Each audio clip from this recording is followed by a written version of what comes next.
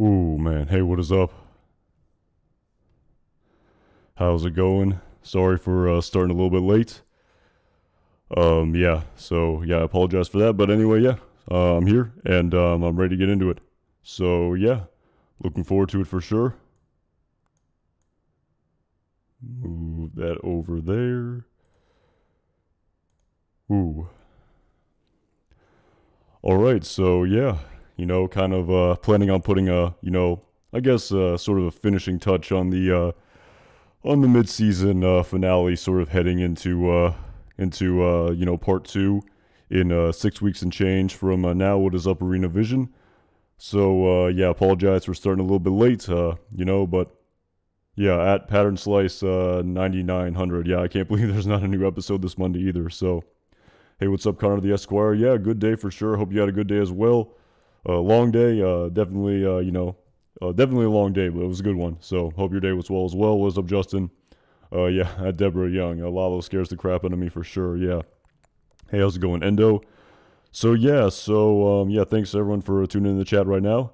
Thought you wouldn't be here till part two. Yeah, I mean, again, I don't know how many of these streams I'm going to do at All Right Then, but again, there's a little bit here that I kind of want to discuss in a little bit more detail heading into part two. I really feel like I didn't really discuss sort of the backstory of Lalo's plan that much. So I have a little bit to say here. Definitely, if we kind of go back to the backstory of Breaking Bad, yes, and Better Call Saul, there's definitely a lot we can sort of, surmise and sort of take, little details and sort of, kind of extrapolate what maybe is Lalo's plan, what isn't his plan. But so I guess kind of getting into it again. I always never know where to start here, but I think I'll start with the opening scene. I'll kind of just start with Lalo's storyline that ensued over the course of the mid-season finale, and then after I kind of go over that, I'll kind of go to the backstory. I was sort of rewatching Better Call Saul a little bit in season 5 to sort of just kind of see where maybe Lalo's head is at in respect to what he maybe wants from Jimmy and Kim. So yeah, I figured as much, Debs. I thought as much. I mean, I put two and two together. So yeah, don't worry about that. No one ever said that about my face for damn sure. You wondered. It's no fooling why I wear these sunglasses to cover up my ugly face at Debs Cormo. So no exception taken there whatsoever. So, but anyway. Sort of getting into it here. Where was I gonna start? Oh yeah. So okay. So let's start just with the opening scene of the mid-season finale. But anyway, it's quickly revealed to us that Lalo has returned from Germany to New Mexico. We see him. I believe the very first shot we see of him was him coming out of the sewer. I don't think this scene is they kind of cut it out of this scene here. But anyway, yeah, so we see him back in New Mexico, and anyway, we see him sort of in this car, changing his clothes. Then we see him walk into this truck stop to take a shower. Following this, he then returns from the sewer from whence he came. Oh, actually, before that, he quickly takes a 1 hour power nap. Definitely a callback to season 5 of Better Call Saul in the episode entitled "Something Unforgivable," when he and Nacho were just hanging out by the fire right before Nacho is going to betray him. And Lalo says to him, "You don't sleep much, huh?" And then Nacho says, "Not tonight." And Lalo says, "Yeah, I never slept much. An hour, maybe two. It's enough." Again, super jealous. I wish I could function on his abilities with only 1 hour sleep. I mean, pretty damn impossible, probably in terms of the human body. I don't think an hour's sleep is definitely enough, but he gets an hour's sleep in the car, kind of, needing to sort of, I guess, display the logic of the storyline, how Lalo Salamanca seemingly never sleeps, but he sleeps for an hour in this car. But anyway, it's then, through a long sort of, one long continuous scene, it's then revealed to us that Lalo's walking through the sewer, and he is sort of in the sewer staking out the location of none other than the industrial laundry Lavanderia Brilliante right here. And anyway, I feel like I've kind of talked about this a little bit. I know a lot of people are sort of, not a lot, but I guess there are some people still confused in respect to how Lalo was able to get this information out of Casper.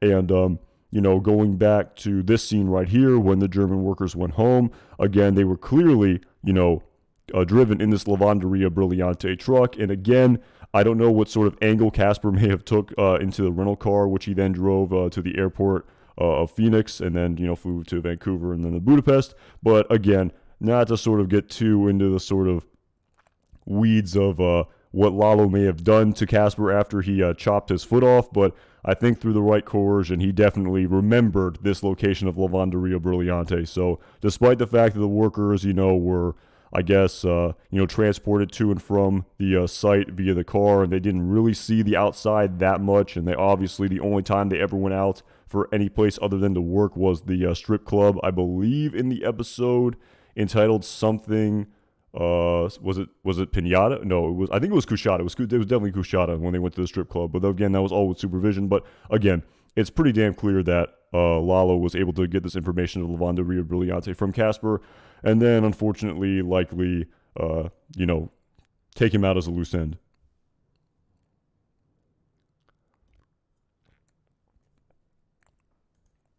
So anyway, again, following Lalo kind of staking out this location over the course of this episode, we then see this sort of video that he does for Don Eladio where he says, "It's me, it's Lalo, I'm alive." And very, very luckily, he did this video in Spanish, and so there's subtitles because I don't want to play this video. But he says, "I'm alive, Don Eladio, I'm here in beautiful downtown Albuquerque."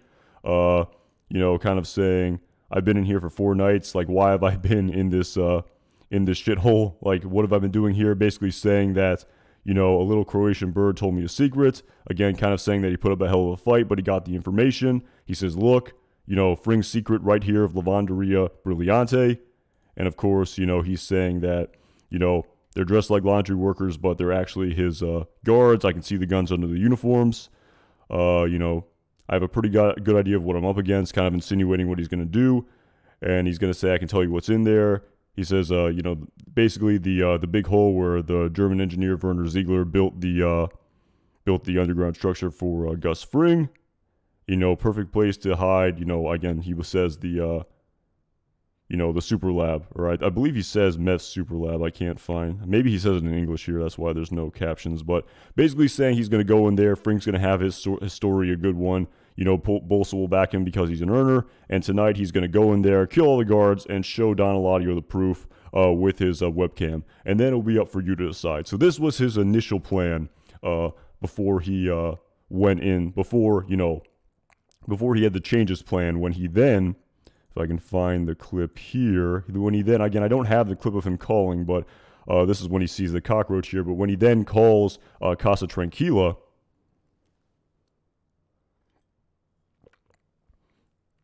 and it's actually a pretty interesting sort of scene here. Again, a lot of it wasn't outwardly displayed to us, so it's sort of up to the audience's interpretation of what's going on here. But after he makes this video, he prepares to call Hector. And I think I read Peter Gould do an interview about this scene where he sort of wanted to tell his uncle Hector what the sort of plan was, kind of give him a heads up. Because in the grand scheme of things, Lalo, there's no one else he can talk to besides his uncle Hector. Hector's the only one who knows concretely that he's alive. He probably wants to tell him the good information about what he's found out and about his plan.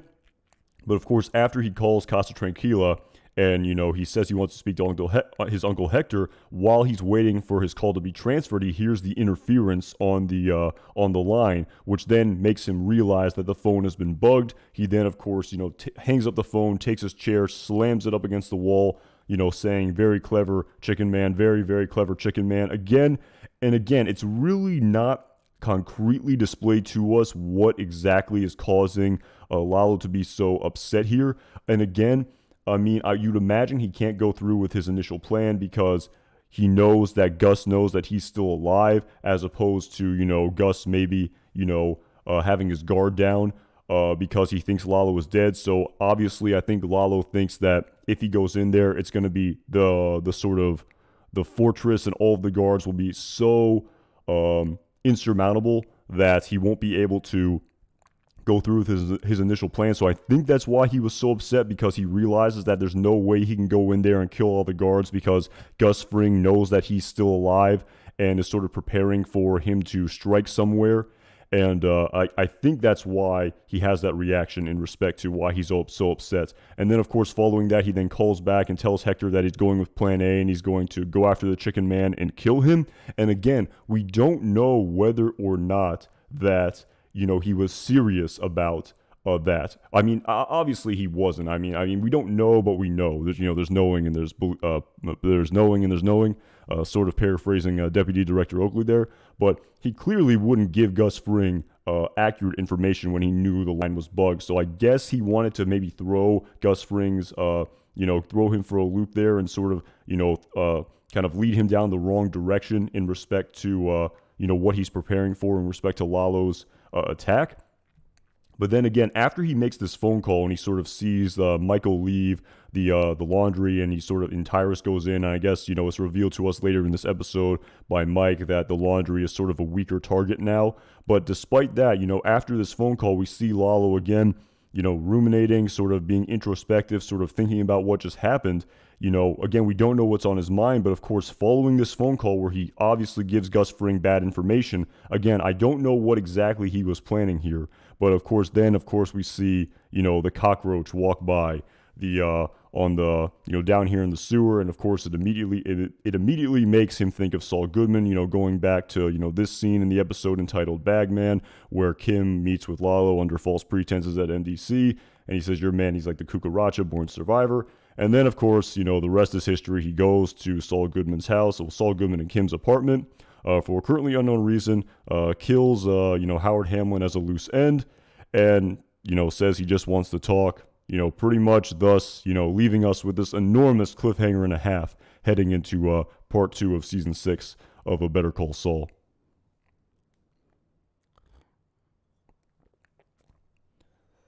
And so, the big question here is, what exactly is Lalo's plan? Again, I talked about it a little bit in my review, and I talked about it a little bit in my last live stream about how, just as inconceivable as it seems right now, how Saul Goodman is going to get out of the situation, despite the fact he seems like an absolute loose end. And again, we don't know what's going to happen to Kim. Based on some behind-the-scenes fan footage, it's likely she's going to get out of there for sure. But again, what is Lalo planning here is the grand question. And again, initially, when I first did my review, I assumed that this would have something to do with Michael, because he saw Michael when he was sort of staking out the laundry inside the sewer. But after sort of thinking about it a little bit longer, I just think there's absolutely no way that Michael is going to have anything to do. Not anything to do, but currently doesn't have anything to do with what Lalo wants from what Lalo wants from Saul and Kim, because now sort of going back to season 5 of Better Call Saul, in order to sort of develop the backstory of why Lalo was going to Jimmy and Kim's apartment in the first place. If I can find, first, want to start out. Okay, so here we go. So basically, following the last time that Nacho and Saul saw each other all the way back in where are we going here? Where's that video? So yeah, following the very last time, hey, how's it going? Brian C., good call, by the way, on your family friend who was, you said worked for a Better Call Saul and talked about, just wait till we see what they do to poor Howard. You definitely were right on that for sure, man. So definitely, definitely my fears of what would happen to him were absolutely exceeded, and went even beyond what I thought would happen. But hey, how's it going? But yeah, anyway, following the very last time that these two characters saw each other in season 1 of A Better Call Saul, in the episode entitled Hero, following Nacho getting out of jail after him being sort of the mistaken identity where the police thinks that he kidnapped the Kettlemans, it's then revealed to us in right here in the episode entitled 50% Off, that following Crazy 8 being arrested and, Lalo sort of needing a lawyer, where again, the plot involving Crazy 8 isn't really important here, but in respect to him trying to undermine Gus Fring. But again, this is the first time that Nacho sees Saul Goodman. And the point I'm trying to get at here is that the only real connection that sort of Saul Goodman has to any of this world that is known to Salamanca is Nacho Varga. I mean, Nacho Varga is the only, if I can find if this is the right. What episode was this? This is Dedicado on Max. That's the wrong one. Wait, this is Bag. Wait, that's Bagman. Where's the guy for this? Did it not load? Sort of the wrong episode, but no, this should be it, right? Anyway, yeah. But anyway, sort of getting into this, the only connection that Lalo has to this world that he knows about. Let me start over there. The only connection that sort of Saul has to this world that Lalo knows about for sure is Nacho Varga. So you would imagine that whatever plan is about to ensue here in the second part of season 6. Sup, Anton. Thank you so much, Thomas Cunningham, for the super chat. I'd really love to see Lalo acknowledge that Nacho betrayed him. Yeah, that's a great component of the storyline, is that, of course, the very last time that these two characters saw each other was in the episode entitled Bad Choice Road. And, of course, at this point in time, Saul Goodman has no idea that Nacho Varga is dead. So, yeah, I mean, that's going to be, you're sort of, doing a better job explaining the point than that I'm trying to currently explain right now. But yeah, anyway, kind of getting into this, when they finally have this conversation, again, I have way too many tabs pulled up over in here, but when they finally have this conversation in Saul and Kim's apartment that's going to take place in the next episode of season 6 of Better Call Saul, you'd imagine that Nacho Varga is going to come up. Because, like I said, this is the only connection that Saul Goodman has to this world that Lalo knows about. And, of course, Lalo knows about Michael, but there's absolutely nothing in the backstory of Better Call Saul, to my knowledge, that Lalo currently would have any idea that Mike was connected to Saul Goodman. And in the grand scheme of things, I think this is the one ace up the sleeve for Jimmy and Kim, as the expression goes. This is the sort of one thing that they have that Lalo doesn't know about, and I don't even know if Lalo would even maybe ask them sort of about, Michael. Because, again, I feel like he's way more preoccupied on Nacho here in respect to the fact that Nacho betrayed him for sure at the end of season 5 of Better Call Saul. And this sort of fear that Saul Goodman exhibited in this scene and will exhibit in part 2 of season 6, it really sort of, in my opinion, sort of really makes, exemplifies his reaction in season 2 of Breaking Bad in the episode entitled Better Call Saul, where he was just absolutely overcome with fear that, Lalo Salamanca had sent men from the cartel to kill him. I mean, I've listened to the dialogue so much. It's just, when they rip the hood off his head, he says, no, it wasn't me, it was Ignacio, he's the one. No. Siempre soy amigo, siempre soy amigo del cartel. And of course, Jesse says, shut up, just speak English. And then, of course, Saul then says the $10 million, piece of dialogue here of Lalo didn't send you, no Lalo, even though it sounds like do Lalo. And then, of course, Jesse says, who? And then Saul says, oh, thank God, oh, Christ, I thought. And then, of course, what can I do for you, gentlemen? And the storyline continues on to what Walt and Jesse want. But again, great point here, Thomas Cunningham, in respect to Nacho's betrayal, because again, that just absolutely seems like a necessary component of the storyline to come up in order to sort of square the circle of this dialogue from season 2 of Breaking Bad. So I absolutely think that Nacho is going to be the sort of, I guess, whatever that Lalo wants to talk about in respect to the storyline in the next episode.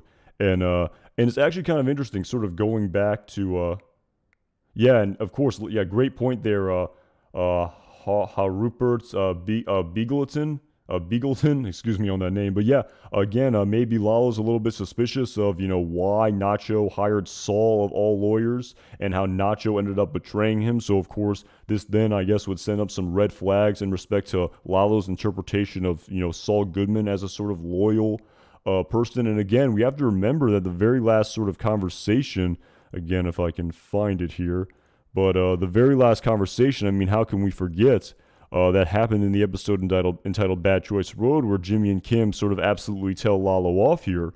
And again, you wonder if this is going to have the sort of component of the storyline as well, where again, maybe, he thinks that Nacho told him to say what he said. And again, it was sort of that, I guess it's sort of correct, because it was actually Mike who told Saul what to say here. And of course, Mike was working for Gus in the same way that Nacho was working for Gus. So again, I think there's a little bit of suspicion here, because I think I did see someone bring up, maybe in a comment or something like that, in a past live stream or video how, immediately after this sort of conversation here, Lalo went down to Mexico and then he was ambushed. So it almost seems as though, Saul and Kim sort of sent Lalo down to Mexico to die. It almost seems as though they sort of played a part in it. And they did, but Nacho, of course, had absolutely nothing to do with it. So again, there's sort of plausible deniability there for sure. But again, it was Michael who was working for Gus and telling Saul what to say here, of course. But again, Lalo doesn't know that. And I think that's really the one saving grace here that may sort of save, at least Jimmy from the situation. So, yeah, I mean, definitely an interesting component. And, it's definitely, I think, this conversation here where sort of Kim comes across as a badass and sort of tells off Saul Goodman here. Sort of tells off Lalo, excuse me. I mean, the juxtaposition of this is going to be quite different from whatever happens in the next video for sure. So, in the next episode for sure. So,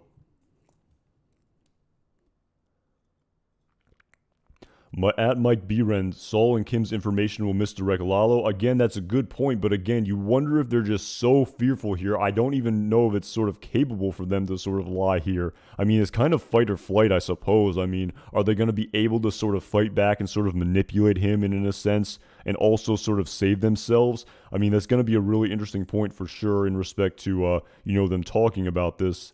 And it was actually kind of interesting. I think... what was I going to say? Yeah, someone commented on my on the community post for this live stream how they made a comment about how, again, it's a theory of theirs, how the openings, again, I don't know if I necessarily think this is going to happen, but the points that they made were actually quite interesting in respect to they thought the moment was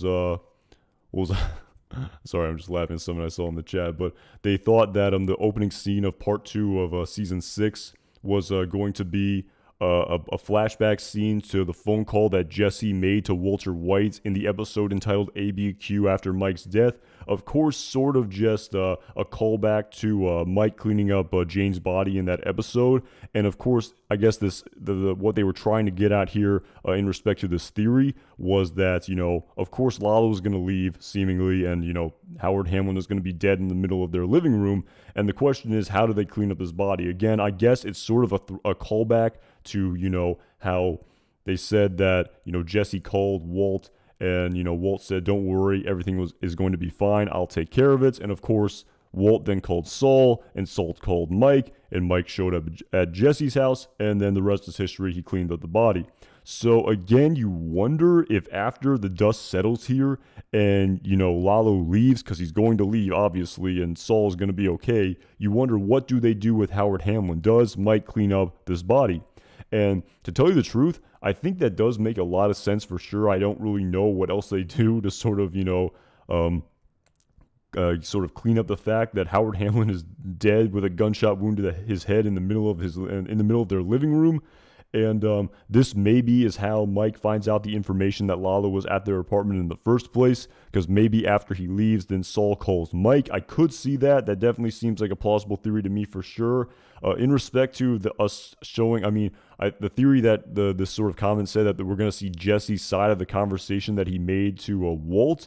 And again, I don't really think we need to see that per se. It was kind of implied to us if you go back and watch that episode where Walt's telling him to calm down. You imagine that Jesse is just absolutely overcome with emotions, likely crying and, stumbling over his words and hard to sort of string sentences together. And of course, Walt already knows what Jesse is calling about. So, even though he probably can't articulate very well because he's overcome with his emotions and crying a lot, Walt already knows because he, of course, witnessed the death of Jane. So yeah, it's an interesting component. And I think this is the one sort of saving grace for Saul and Kim.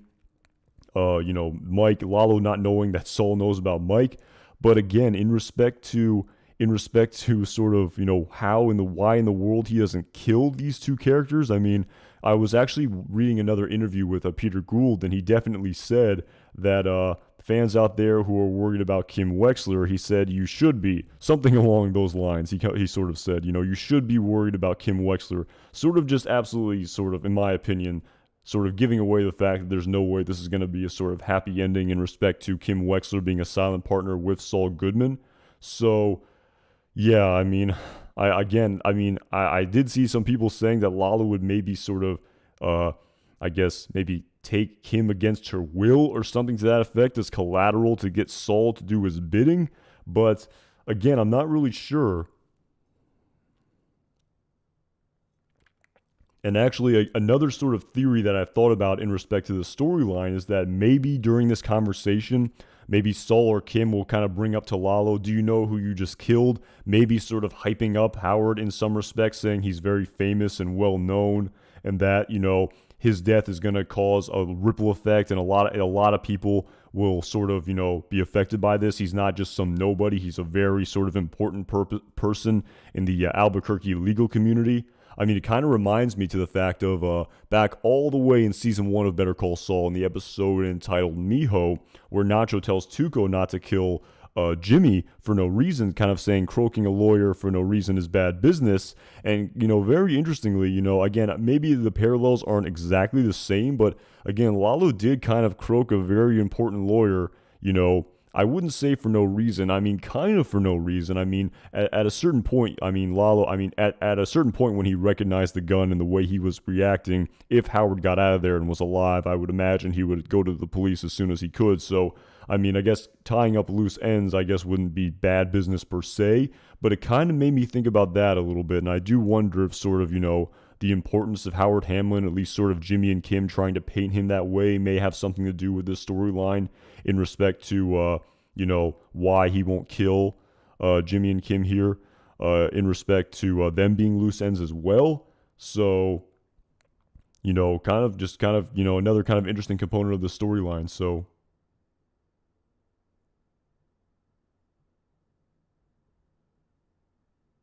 Hector could betray Lalo.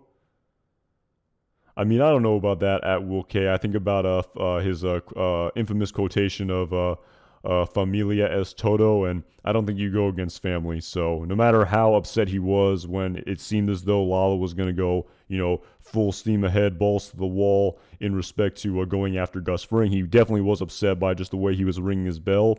I don't think he would betray him, just in my opinion. It would kind of go against that line of Familia es todo. And who would he betray him to? Gus Fring, he absolutely hates Gus Fring. Maybe Eladio.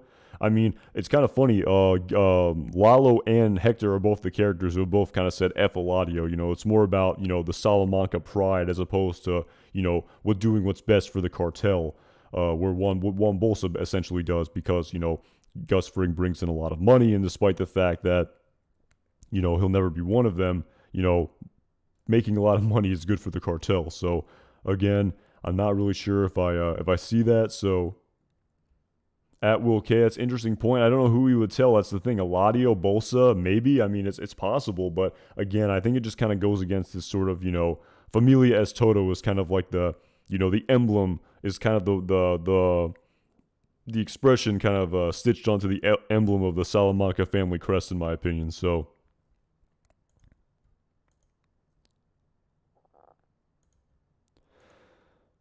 oh, yeah, and actually kind of going back to this sort of, going back to the sort of backstory in respect to other aspects of the storyline that were actually quite interesting. But, if we remember back in the episode entitled Something Unforgivable, that Saul goes over to Mike's house to, tell him, or no, wait, Saul goes over to Mike's house to sort of tell him that he can't do this anymore and that he needs specifics in respect to who was I lying for. Why did I have to lie to Salamanca? Who was I lying for? Of course, Mike telling him, you're asking for information you can't have. And then, again, the big sort of kicker here is that Mike then tells Saul that Lalo Salamanca is going to die tonight.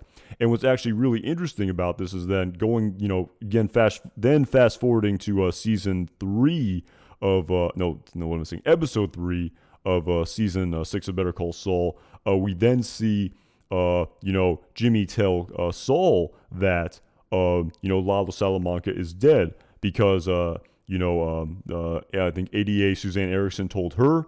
And, the thing is that Saul didn't tell Kim that he already knew that Lalo was dead. And it's actually kind of funny if we go back and sort of, watch his sort of read of that scene, his like, I think he said holy crap or something like that, or holy shit.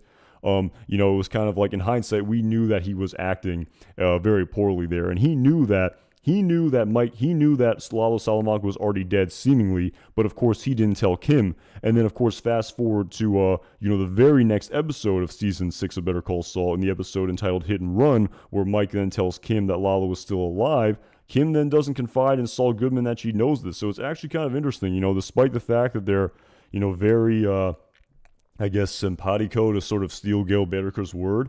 They sort of didn't sort of have absolute, trust in one another, I suppose. I mean, it's kind of funny when they got married back in the episode entitled JMM, where the whole point was, so they can tell each other anything and have spousal privilege. They both sort of didn't confide in each other about this, about what they heard actually from Mike, very ironically, to one another.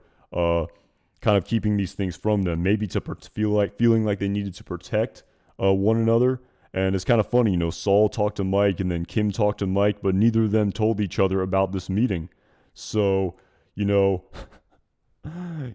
sorry, I got distracted by the chat, but it's just kind of interesting here. It's kind of, despite the fact that, over the course of the rest of season 5, where Saul told Kim about, Lalo Salamanca and about being a friend of the cartel, and, Kim telling Saul, like, do you want to be, a friend of the cartel, or do you want to be a rat? The whole sort of point of all this was to sort of be honest with one another. You do wonder why they both didn't tell each other about meeting with Mike Ehrmantraut. Again, I guess maybe it's the sort of, oh yeah, here's the scene actually right here. It's sort of maybe the protective nature of one another. So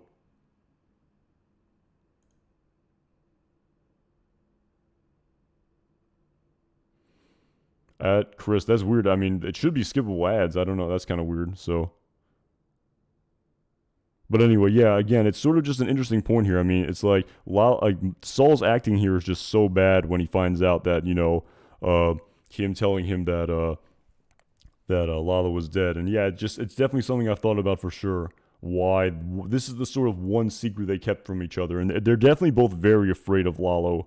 I mean, I feel like everyone's afraid of Lalo. He's kind of like the wild card where, Gus is afraid of him being a sort of man outside of his control. Add Jake Nolan, thank you so much for the super chat. I really appreciate it. Man, Better Call Saul is the best show in history. Fact, believe me. I mean, it's definitely my favorite show of all time for sure. In hindsight, again, it's so. I mean, I'm trudging into. I'm trudging into a minefield here for no reason, but, comparing it to Breaking Bad and Better Call Saul at Jake Nolan, again, I'd be hard-pressed to say which one I like better, but, man, this has been just unbelievable writing, and to tell you the truth, I find this show even darker than Breaking Bad by a long shot with some of the storylines that we've seen here. I mean, the death of Howard Hamlin, which I definitely discussed more in a previous live stream, I mean, I think that might be the darkest death in the entire universe of a Better Call Saul and Breaking Bad, in my opinion. So yeah, I mean, just I don't want to. So I've kind of talked about that for almost 2 hours in the previous live stream. At Jake Nolan again, I really appreciate the super chat. The support means a lot. I really appreciate it. But yeah, I mean, this has just been some unbelievable writing here. Just the way they can sort of just connect all of these storylines, and the way that so much of this, all of this story basically traces back to Lalo Salamanca, Saul being afraid, of Lalo Salamanca in the desert in season 2 of Breaking Bad. And yeah, at Shane B, the death of Andrea was pretty dark. Yeah, I would say so. But again, the only sort of difference here is that I just feel like Howard was just built up even more than someone like Andrea. I mean, we knew him from the very first episode. He's been in, dozens of episodes of this series. And, of course, Andrea, being a sort of, she was not in the game either and was absolutely collateral damage, 100% agree. But again, her character really was sort of a secondary character. She wasn't built up as much. And it's so crazy. I mean, I feel like it was, it was tough. Just we've known Howard Hamlin since the very beginning. And, so much of his backstory was built up. We felt like we almost knew this person, and he wasn't in the game. I mean, I was sort of thinking back to the death of Hank Schrader in Breaking Bad, and that was pretty tough as well. But, I feel like the way that the audience, at least, speaking for myself, I don't want to speak for everyone, but, with Hank Schrader, when you're a police officer like that, or, in the DEA, you kind of just sort of, rationalize the fact that line of work, is you make yourself a candidate for that sort of thing. It sort of happens. I feel like, yes, it was unbelievably tragic, but unfortunately that happens to a lot of people in law enforcement.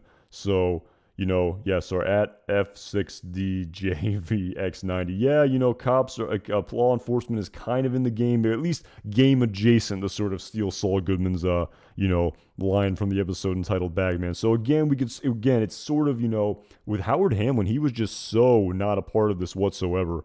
And yeah, I would say Andrea's up there as well, but just because, Howard's backstory was just developed even more than Andrea's, we've seen this person from the very first, iteration of this series ever. So that's what made it just so tragic for me. And again, unlike Nacho and Chuck, who, say what you will, but they at least somewhat, if not completely, went on their own terms. I mean, at least a little bit they went out on their own terms. Howard Hamlin, not at all. I mean, he was not ready to go whatsoever. He had so much more life to live. And, again, I really kind of talked about this more in my previous live stream, but man, that was a tough one for sure. So,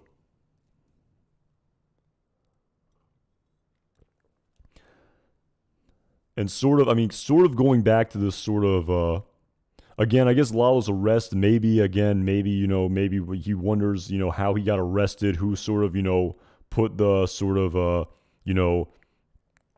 who dropped a dime on him, I guess, is the sort of most blunt way to put it. Maybe he suspects Saul having something to do with that because he maybe thinks that Nacho Varga has something to do with that as well.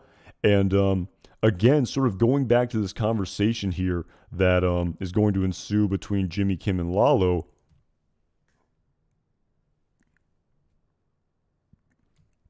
In my opinion, again, I'm sort of this theory in my head is sort of floating out there. At Jake Nolan, thank you so much for the super chat. From Ireland, you're a top G creator, but I almost cry. Thank you. I mean, your words are very kind there. I don't know what you're crying about. Cool that you're from Ireland. It must be pretty late there right now. What are you guys, like 6 hours ahead from the Eastern Standard Time? So what is it, like 11, 12, 1, 2, 3? Is it 4 in the morning where you are? At Jake Nolan? So... I've heard a lot of good things about Ireland. I've never been, but, interesting place. I imagine you're from actual Ireland, not from Northern Ireland. I'm assuming, maybe I'm wrong. Again, I don't even know if there's I know there's a difference, but I would imagine, I guess if you're from Northern Ireland. Isn't Rory McIlroy from Northern Ireland, if I'm not mistaken? Maybe. Again, don't quote me on that. I don't really follow golf, but again, really appreciate the super chat, and I appreciate the nice words, and I'm sorry you're crying about something, so... 4 a.m. here in France. Yeah, how's it going? To go. Yeah, definitely pretty late there in old Europe. So 3:02 a.m. in the UK. Okay, cool.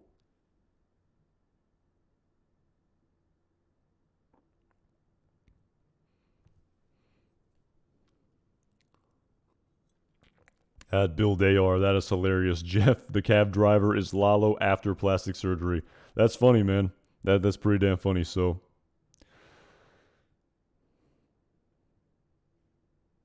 at Kareem C, again, sort of getting into that, like who will kill Lalo.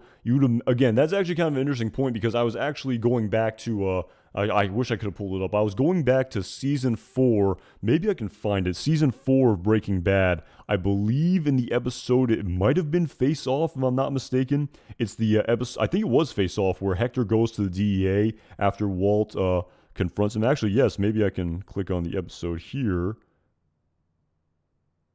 Yeah, it's actually kind of interesting to say how, Lalo technically has a, new backstory to Breaking Bad, because it is true how the bell that Lalo gave Hector was the bell that, he would use to ignite the pipe bomb that Walter White attached to his wheelchair. So kind of interesting sort of, changing our perspective of Breaking Bad after the backstory Better Call Saul. But if I can pull up this episode without any problems, I remember going back to this episode in the final of season 4 of Breaking Bad, the finale, where before, after Walt visits Hector and saying, I know you hate me, but, I know you hate someone even more. I'm offering you a chance at revenge. And then, of course, later Hector calls in his nurse and spells out, DEA. And of course, following this later in the episode, Steve Gomez then visits Hank Schrader, who's at his house under DEA protection, and sort of informs him, as it says here, that Hector wants to speak with him and only him at the DEA office. And if I'm not mistaken, when Marie is sort of very worried about this and says that what do I say when if I probably should try to click this out. Yeah, probably should click that out there. But so anyway, when sort of after Steve tells Hank this information, he then Marie basically says that this is clearly a cartel ploy to get Hank out in the open, because of course Saul placed that phone call and said that the cartel wanted to finish what they started against Hank. Sort of a callback to what the cousins did in season 3 of Breaking Bad. Again, a lot of backstory here to sort of explain this scene. But anyway, what I believe, if I'm not mistaken, that Steve Gomez says to Hank here is that, this guy is sort of, he's out of the game. And I even believe he said that everyone who, who is like from him, like all his family is dead. I believe he said that. If I'm not, I think I might not be 100% correct there, but I believe he said that all of his family is dead. Sort of implying to us that Lalo Salamanca is dead. Further sort of, I guess, proof, if you will, if we also kind of go to Gus Fring's dialogue from the episode entitled Crawl Space.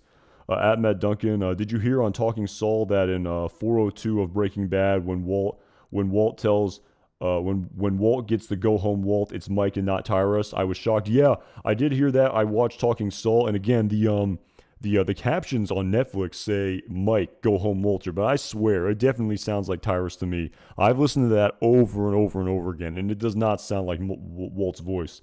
And it's kind of funny, when Peter Gould did the read of it on that episode, Matt Duncan, and thank you so much for the super chat, I really appreciate it. He kind of, made his voice more grungy, like the go home Walter. Again, that was a horrible read of what I just did. But he basically sort of, made his voice sound like Mike's. But yeah, if you go back and listen to that scene on Netflix, I swear it sounds like Tyrus.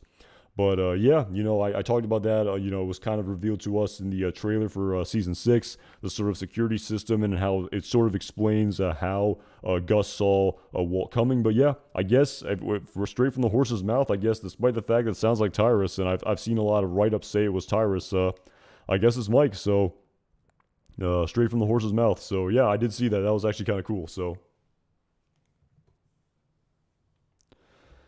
But yeah, sort of going back to this scene here where Hank is talking when Steve is talking to Hank about how all of his family is dead, and how how Gus says, now the Salamanca name dies with you.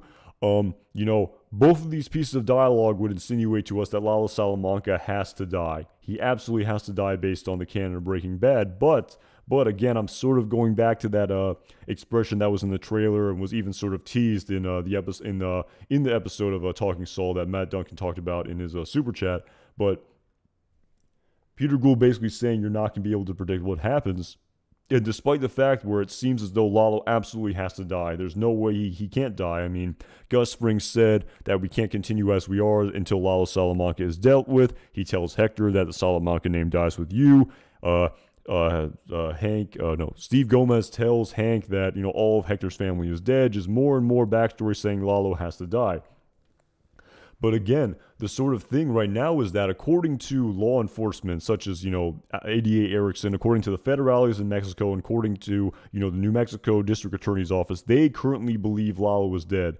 And, everyone right now on paper, Lalo Salamanca is dead. So I wonder, obviously, again, you wouldn't imagine that, even if Gus Fring and Mike knows that he's not dead, and Mike and Kim knows that he's not dead, no one is going to the police to say that he's actually still alive. So on paper, in respect to Steve Gomez's dialogue, maybe he could still survive, and sort of everyone in the DEA in the sort of District Attorney's Office in Albuquerque thinks he's still dead, but he's actually still alive, just based on what we've seen in Better Call Saul. So it sort of wouldn't contradict that backstory. And also, again, I've talked about this, again, it's sort of, again, it really makes me think of The Princess Bride. But again, that scene in season 4 of Breaking Bad, in the episode entitled Crawl Space, where Gus says to Hector, now the Salamanca name dies with you.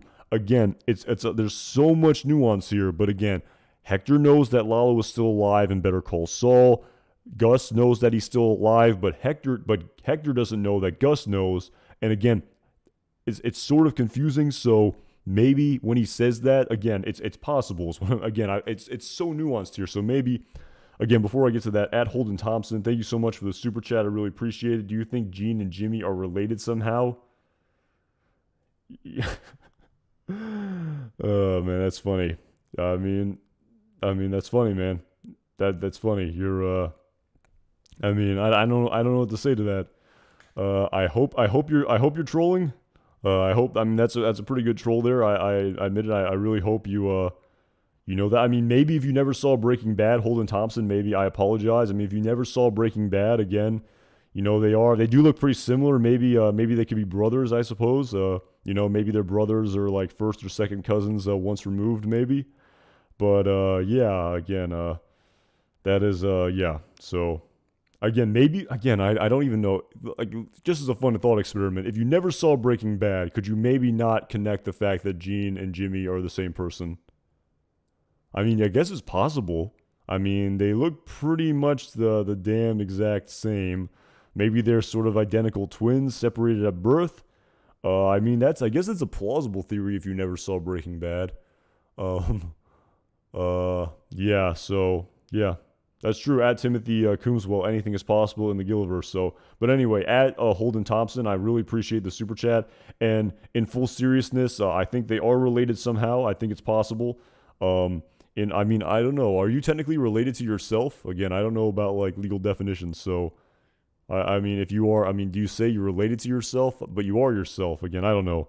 I feel like we're kind of verging off into the realm of philosophy. So, I agree. At Robin Hood, Gene has a mustache. It's legit. LOL. Yeah, I mean that is. I mean, I sort of again I'm kind of confused with the syntax there, but again I'm one to speak. My sentence formulation is atrocious. But yeah, that mustache is pretty legit, and I wish I could grow one. And if I could, I absolutely would. So. At Connor the Esquire, I mean, now we're really kind of verging off into sort of some, pretty intense theories here. But if Jeff and Lalo being connected in any capacity, again, I don't know about that. I mean, I guess it's possible. Again, I wouldn't rule it out of the realm of possibility again, I already forgot who said it, but as someone said, I think Timothy Coombswell, how like anything is possible in the Gilliverse. So. I might have misquoted that person who said that, but yeah, I guess it is technically possible. But again, that was Timothy Coombswell. But again, I don't really know about that, man. At Connor the Esquire, if Jeff and Lalo were related in any capacity, so.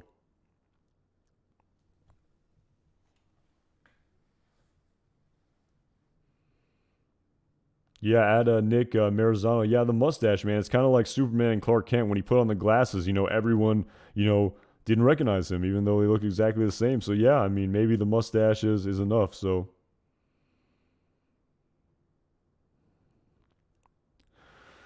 but yeah, sort of going back to that, again, there's so much nuance here. But when Gus says to Hector, "Now the Salamanca name dies with you," at this point in time, currently, Hector knows that Lalo is still alive. Gus knows that Lalo is still alive, but Gus doesn't know. But Hector doesn't know that Gus knows that Lalo is still alive. So again, it would sort of make sense how when he's saying that oh yeah, the Chilean thinks that Lalo's dead, but he's actually alive. And of course, his reaction would make sense completely because his entire family had just died, his grandson had just died, and irrespective of whether or not Lalo was still alive, he would still be upset with the fact that his family had just died. But at the same time, you wonder how, Lalo would just be out there all alone and wouldn't be scheming with Hector. I guess it is theoretically possible. I've never thought about it that I guess when Hector's not on screen, he's somehow scheming with Lalo, and they're still trying to go after Gus Fring, and there's a whole sort of another subplot there that is happening sort of behind the doors of the cartel that they don't even know about, because it's actually kind of interesting when we go to season 4 of Breaking Bad. There's that whole subplot with the cartel going after Gus and stealing his product, and oh great, let's pop up here, stealing his product and all of that. And, there's that whole subplot there, and then there's the subplot of, Mike and Hank going after Gus. But of course, Hector Salamanca is out there, but he's not really a part of the cartel anymore because of his current physical condition. So I guess it is theoretically possible that maybe there was an entire, again, now I sort of sound crazy here, but I guess it is not, it's in the realm of possibility that there's an entirely different subplot that was happening. That, well, I don't know. Well, Mike and Gus never talked about it on screen, but at the same time, Hector and Lalo were, planning against Gus the whole time. But then again, why would Hector kill himself if he was, why would he agree to Walt's deal? I mean, if Lalo was out there the whole time. But like I said, at the same time, I guess it's possible that he dies sort of off screen. Again, I really feel like we're just going down the conspiratorial tinfoil hat rabbit hole here, where it just makes so much more sense to me that Lalo dies in a Better Call Saul. It's kind of the Occam's razor thing, where the sort of simplest explanation is the correct one. So again, it just makes the most sense to me that he's gonna have to die, despite the fact where, well, Peter Gould keeps saying you'll never predict this plot if you get a million chances, and it's gonna go in all sorts of ways you can never expect. And part of me wonders, maybe he'll sort of get a Hans Landa or Anton Chigurh ending where he doesn't win, but he doesn't die either. So, but again, there's just so much so much of the backstory of Breaking Bad and Better Call Saul sort of rides on the necessity of Lalo needing to be dead. So part of me just thinks it has to happen. And like I talked about in my previous stream, like he's just been such an unbelievable sort of, supervillain who just keeps cheating death. I almost, at this point, I can't even just imagine his character dying. So, add Robin Hood. If Lalo doesn't die, then this game is going crazy. I agree, man. I agree. So, Anton Chigurh was probably a Salamanca at Chef Big Hat. So, hey, crazy Russian hacker. I didn't see it. You mean, isn't he that famous YouTuber? At Raul Sanchez, thank you so much for the super chat. So, couldn't watch your vids for a week before 7 because I hadn't seen 6 yet. As soon as it ended, I came running back like Anton, make it make sense. Thank you so much for your videos. I appreciate it, man. I appreciate it at Raul Sanchez for the super chat. Your words are too kind. So, yeah, man, I appreciate it. Again, yeah. Yeah, you do. I appreciate it, man. I'm sorry you couldn't watch it live. Yeah, that stinks, man. Actually, when I wasn't making YouTube videos for season 5, I couldn't. My schedule was so crazy. I actually couldn't watch it live, so I had to watch it on a delay. Damn it, this damn thing keeps popping up. I think I have to push OK and then cancel. But yeah, so I didn't watch season 5 live, but yeah, I appreciate the support, man. I really do. Anton, make it make sense. Again, you're too kind with your words, man. I'm a little bit embarrassed by how nice your words are, but I really appreciate it, man. I really appreciate the super chat. I really appreciate the support. So.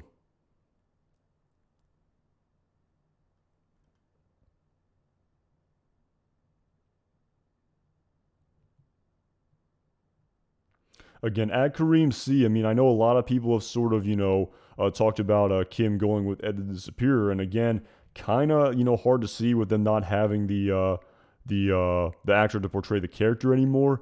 And also, I mean, Peter Gould said, he kind of alluded to like fans who are worried about Kim, he said they should be.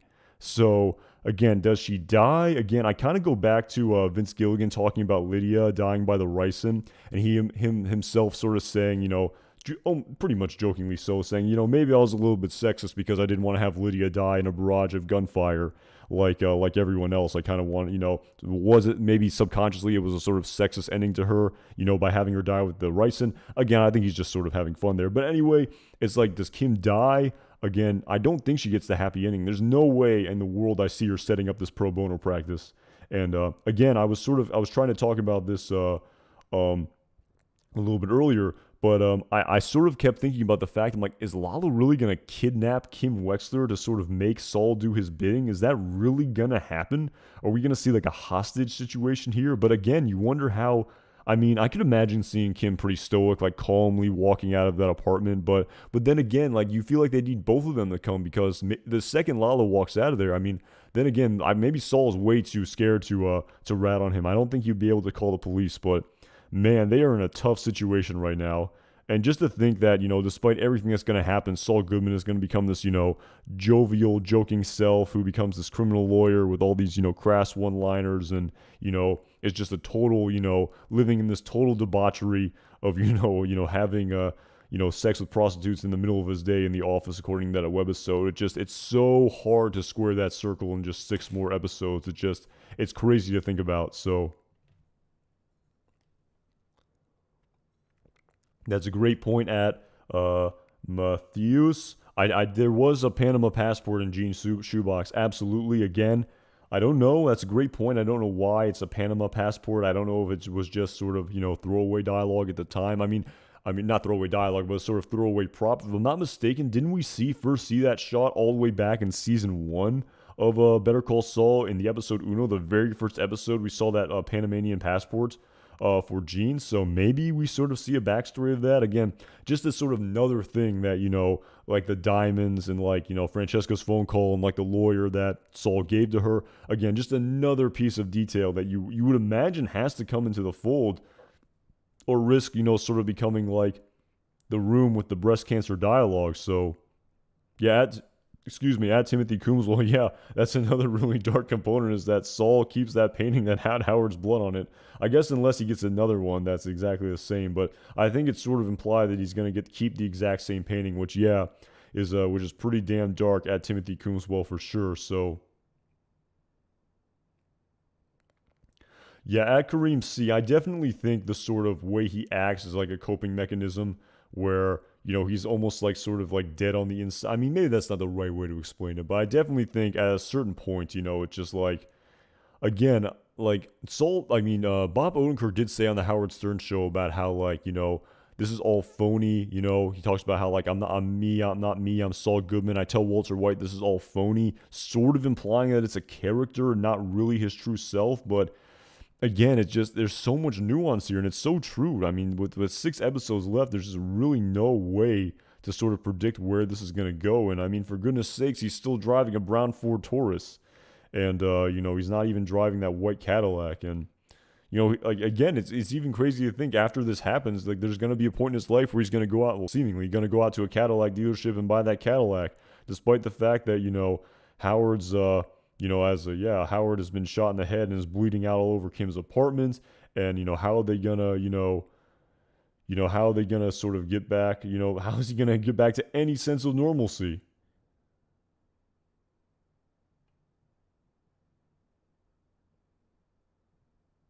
Yeah, at Deb's Cormos. Yeah, again, I almost feel like all 3 of them have to leave. I feel like there's no way that Lalo can just leave those 2 there alone. I mean, maybe he instills such a fear in them, kind of like when Jimmy and Kim told the Kettlemans that you're gonna forget you ever heard the name Howard Hamlin, and sort of left them standing there. Maybe Lalo sort of does the same thing where, like, they know they can't go to the police with Howard being dead or something to that effect, and they're not going to rat on Lalo again.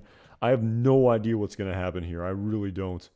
Again, it's just so unthinkable. I mean, you just imagine that Lalo would just give both of them the coup de grace like he did to all those other loose ends. But why not Jimmy and Kim? Again, definitely not Jimmy and probably not Kim.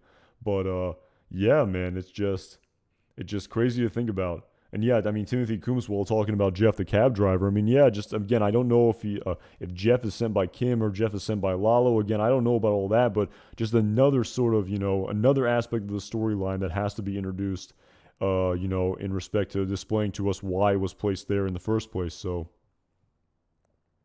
at Maximum Rock and Roll, thank you so much for the super chat, man. It makes me wonder why they made Lalo a Salamanca. They didn't need to, based on the Breaking Bad reference, so that kind of seals his fate. Yeah, I mean, absolutely. I mean, that's kind of the first. I really appreciate the super chat, and that's a really great point. They didn't have to make him a Salamanca for sure. I mean, it was just Lalo. It could have been anyone. He didn't have to be a Salamanca. And, just based on the dialogue, like Steve Gomez talking to Hank in the episode entitled Face Off, and with Gus talking to Hector in the episode entitled Crawl Space, yeah, it kind of seals the fate for sure. And, it's kind of true for sure. And, I don't know, it kind of makes me think, though, to, like, Howard's death and Nacho's death, how, I definitely think people saw them coming as a potential possibility. And obviously it wasn't based on any canon like Lalo's death is, as you say in your super chat.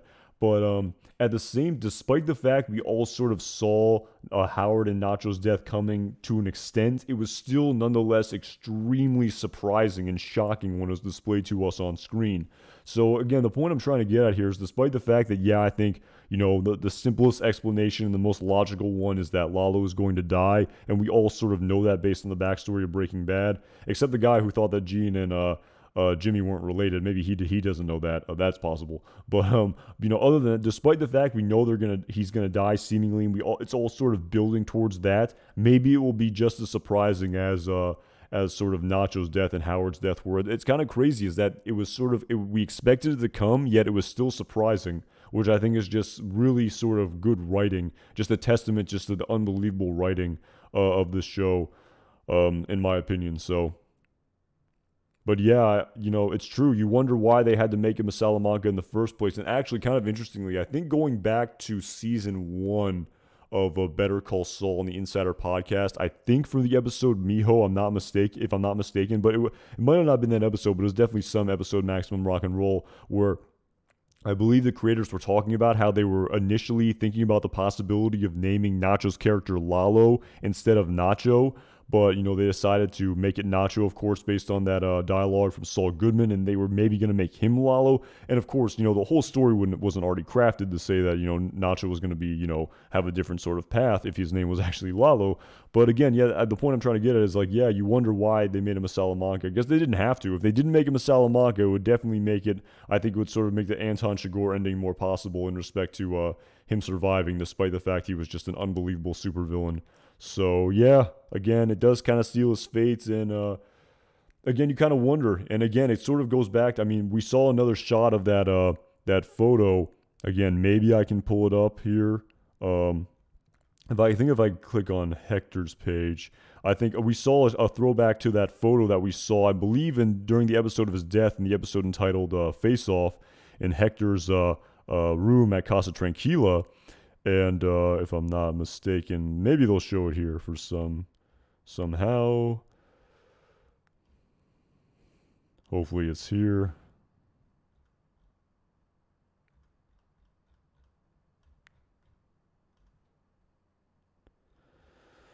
See if I can find this photo, but oh, here we go. Yeah, so this is the photo we first saw in season 4 of Breaking Bad, and of course we saw another shot of this in the most recent episode during the mid-season finale of Plan and Execution.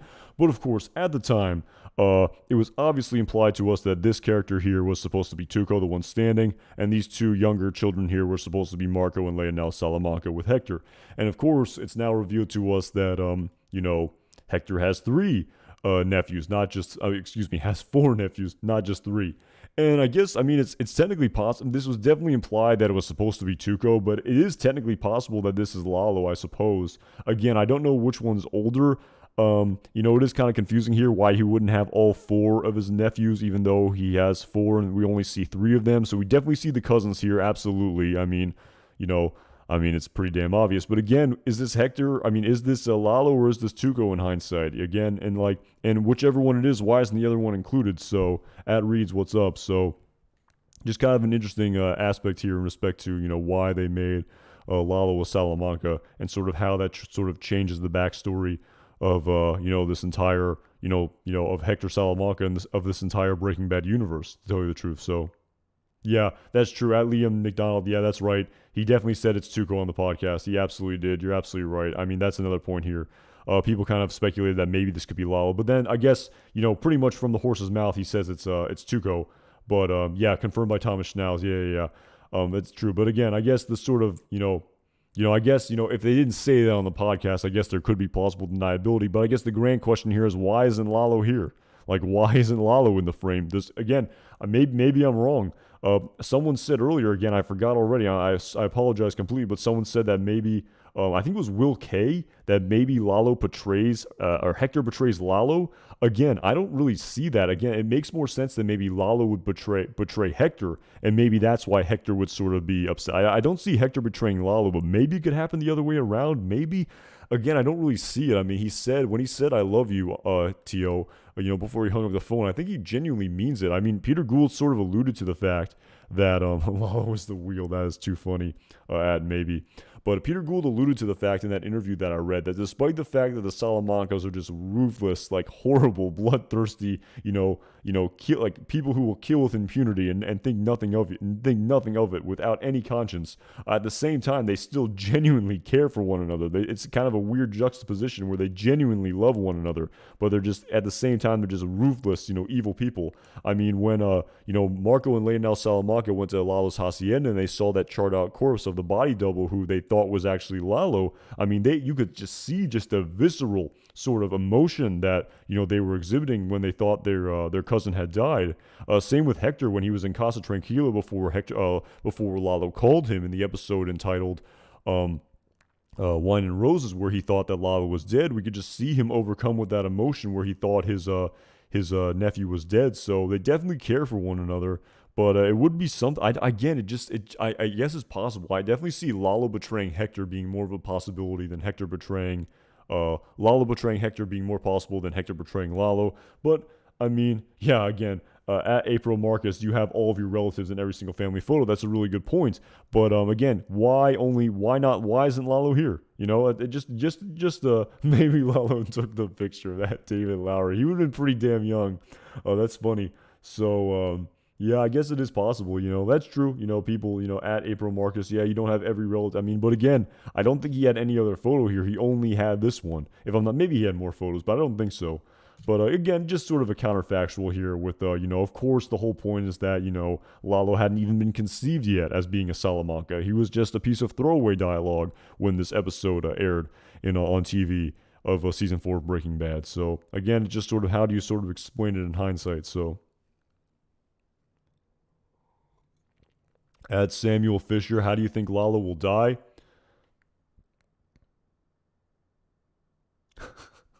I will get to that question at Samuel Fisher, but at Eddie, thank you so much for the super chat, man. I'm hoping for a scene with Lalo on the talking toilet.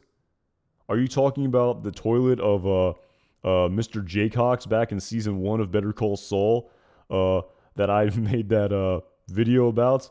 A year ago? Are you talking about that talking toilet? I am hoping for a scene with Lalo on the talking toilet.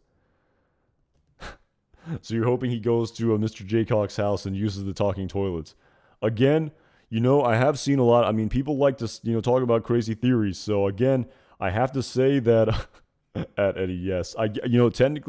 Not technically impossible. I don't think the canon of Breaking Bad rules out that theory. Could Lalo somehow end up at Mr. Jaycock's house and use the prototype talking toilet that he showed to Saul Goodman back in season 1 of a Better Call Saul, I believe in the episode entitled Alpine Shepherd Boy off the top of my head, Tony the Toilet Buddy, who people say I sound like. Yeah, I guess it's possible. I guess it is technically possible. I mean, that would be quite the pull. Again, the creators, if they do stuff, they definitely, make it work. So if they could somehow write a story and make that scene work, my goodness, that seems to be absolutely Emmy worthy to me, despite the fact I don't really pay attention to that. So I appreciate the support, man. I really appreciate all the support you've given this channel at Eddie. That is quite the comment right there. I'm not going to forget that one.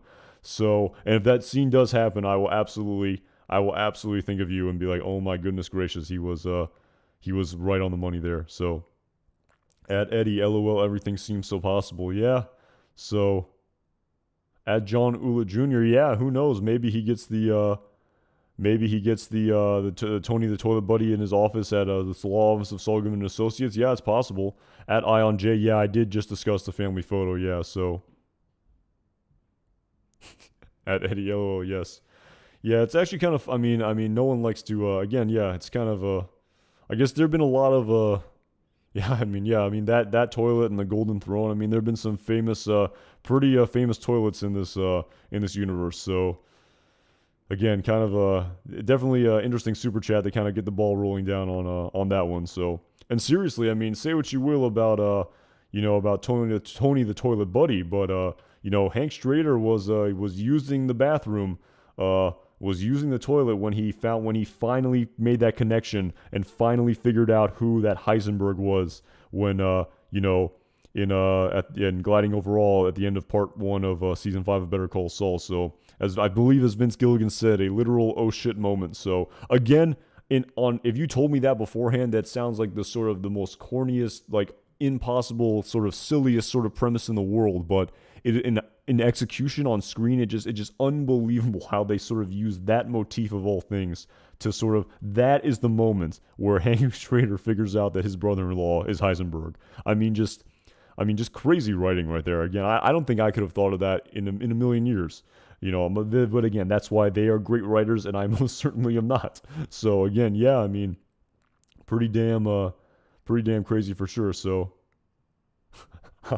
at Kate Valentine, thank you. Haha, Eddie, love it. Thanks, Anton, you're amazing. Again, you're too kind with your words. Again, I really appreciate it. And yeah, Eddie, yeah, bringing up Tony the Toilet Buddy, and yeah, again, there's a lot of very consequential toilets in the universe of Breaking Bad and Better Call Saul. We've seen again Hank Schrader, Tony the Toilet Buddy. Saul Goodman's, what looks to be a solid gold toilet, even though it's not, in his house that I hope we see at some point in time before the conclusion of Better Call Saul as a series in the Better Call Saul timeline of Saul living in it. But yeah. And actually just making sure I don't forget that question that I asked. But yeah, at Sam Fisher, I'll definitely get to that. The how do I think Lalo will die? Definitely got off on a little bit of a tangent here, but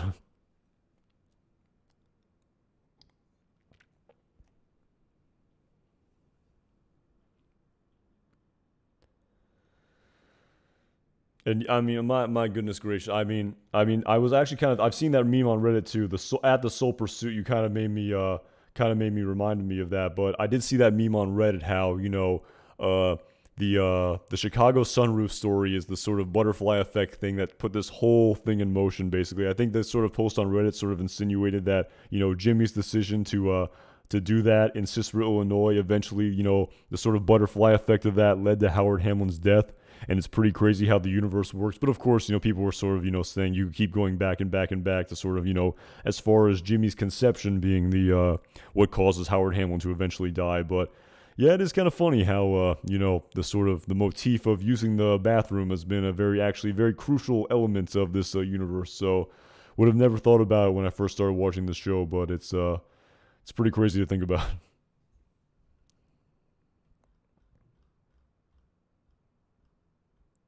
I already forgot the name, just Samuel Fisher. That's right. I just don't want to forget. But anyway, I guess I've sort of talked about it a little bit, Samuel Fisher. But again, how do I think Lalo will die? I think when you said, I think you said either Mike or Gus was sort of your question there. What is it going to be, Mike or is it going to be Gus? Or no, I don't know if you said that. Someone else might have said that. But again, I think it has to be either Mike or Gus. I think to me it makes no other sense. It has to be one of those two characters. And but again, at the same time, like with I've talked about with Mike being so close to Saul Goodman, and Saul thinking that Lalo is Saul thinking that Lalo is still alive in the desert, but Mike is his PI, and if Mike kills him in the Better Call Saul timeline, then how does Saul not know about it? Again, I would imagine that it has to be Mike. I just feel like Lalo knows who Michael is, and I just feel like this meeting needs to happen on screen. I just feel like it's just absolutely building to that. But at the same time, we have that dialogue from season 2 of Breaking Bad that just seems so important here with how does Saul think that Lalo's still alive? Maybe it could work if he thinks Lalo's... No, I feel like that wouldn't work. My reading of that scene is that, Lalo is alive and he sent you. That's the sort of fear that sort of Saul Goodman is exhibiting in that scene. So, yeah, I don't know, man. Maybe it's Gus, and maybe it's Gus somehow, but you feel like if Gus kills him, then he would tell Mike, and then, of course, Mike is going to know anything Gus does. Mike is essentially Gus Fring's number 2. Horrible pun, no pun intended there, of course.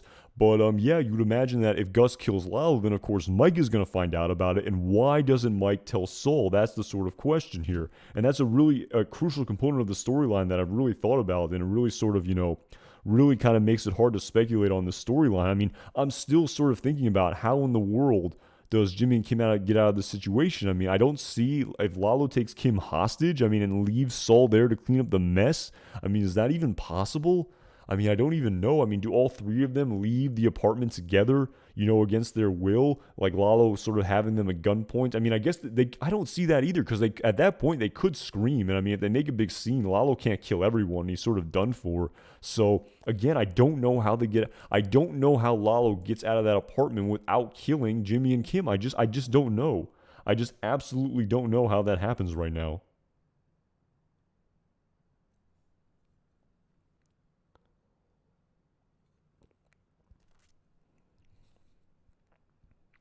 Yeah, it's kind of speaking of the ultimate fate of Kim and sort of disappearing, death, or being arrested. Justin Cruz says, "Do you think Gene will get arrested?" Again, another component of the storyline. I just don't know. Again, Peter Gould in that interview I read sort of said that Saul either puts on or takes off that blazer one more time, sort of alluding to that red blazer he was wearing in the sort of promo photo for season 6. And again, I just don't know. I just haven't really sort of. Again, I don't. I always thought he'd get away with it, but is the last parting shot of Gene Takovic going to be him in prison? I mean, us sort of seeing him in prison. Is that going to be the final shot of him? Again, I don't know. And I wonder even what kind of prison term he would do. I mean, it probably would be a lot. I mean, I would imagine it would be quite a bit. I mean, he would be probably charged with some serious things. And he's a pretty old guy too. I mean, relatively speaking. I mean, his character. I don't know how old his character is. We saw his license plate. I mean, what is Gene? He's probably like in his character's probably like in his late 40s, early 50s when he's in Omaha, Nebraska. So yeah, it's definitely sort of I don't know, man. I really don't know at Justin Cruz if he's going to be arrested. At Eddie, I wonder if because they witnessed the murder of Howard, they will not report it.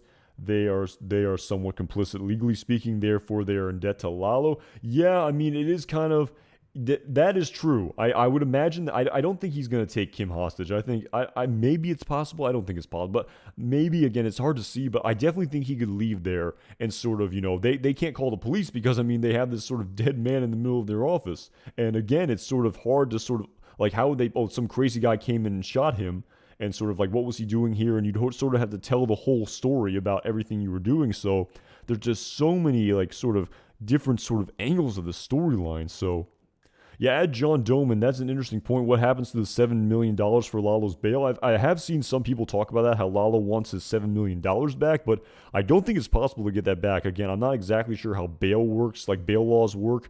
But I'm pretty sure you sort of put up that bail, and if you sort of break the parameters of your bail, you surrender that money. So I don't think there's any way to legally get that back. I mean, maybe if you're sort of, post bail and then you're innocent, I think you can sort of get the bail recouped. But yeah, I don't think there's any way to get that money back when he sort of skipped bail and they know he skipped bail because he was allegedly dead in Mexico. So I don't think there's any way. I don't think that $7 million has anything to do with the storyline. It's an interesting perspective, but I just don't. I think he absolutely surrendered that bail, and there's no way getting it back. And it's kind of fun. I mean, the grand scheme of things. I mean, $7 million is $7 million. It's a lot of money into the cartel, and we have to remember this is 2004, and $7 million is a lot more money, like almost 20 years ago compared to this now. That's a lot of money, but it's not that much money for the cartel. I mean, when you think about how wealthy, I mean, I've seen people speculate how Don Eladio and Gus Fring may be billionaires, essentially, maybe sort of akin to like El Chapo or something to like that in respect to, at Grace Park, where it's a lot, but it's not a lot, in respect to that money. So,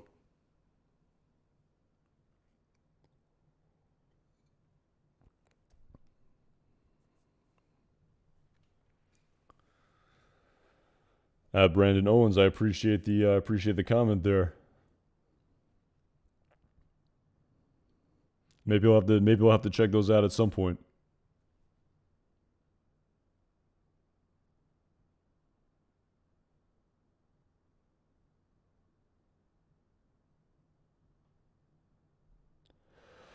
And yeah, I mean, kind of going back to, I have seen a lot of people talk about how like maybe Lalo killed Hector. My goodness, Lalo killed Howard. Excuse me, my goodness. Lalo killed Howard. Obviously, at a certain point, when he first came in to that scene, kind of Howard says, "Who are you?" Of course, I think that maybe Jimmy and Kim's expression here sort of really gave it away. Of course, Howard he'd been drinking. He's a little drunk, and he was the last thing on his mind was someone coming in there to kill him. And it's actually kind of funny. I watched not Howard Hamlin, Patrick Fabian's interview on this subject matter, and he talked about how, like, when he says, his interpretation of what Howard's reaction is that, when this man comes in, he's not surprised. Jimmy and Kim, they're sort of, living this sort of wild life. He wouldn't be surprised if, strange people came in and out of that apartment all the time with all their different scams and everything.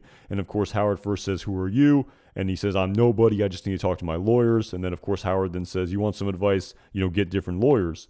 And then, of course, all of a sudden, Jimmy, he would absolutely notice that Jimmy and Kim's reaction is just unbelievable. Again, I don't have to walk through the entire scene here, but the point I'm trying to get at is there any way Howard Hamlin could have gotten out of this alive?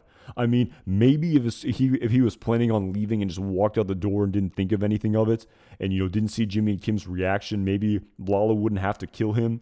But again, at a certain point when you could see the gears turning for Howard, and he sort of put two and two together. I think even before he pulled the gun out, I think just the absolute fear in his eyes was just kind of giveaway there. And maybe if he left right away and sort of was like, you just kind of if he sort of had that brush by with Lalo Salamanca in the same vein as Saul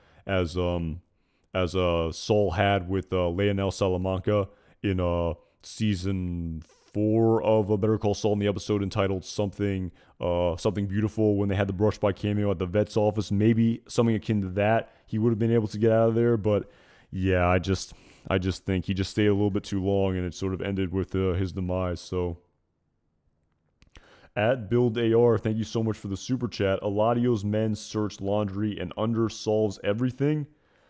I appreciate the super chat again. Yeah, if you're kind of getting to the point that, Lalo made in that video to Don Eladio about how, even though if he videotapes that laundry, it doesn't prove that it's a meth super lab. It's sort of just, Lalo's interpretation that it's a meth super lab, and that he's sort of doing this for nefarious reasons and sort of hiding this from, the cartel.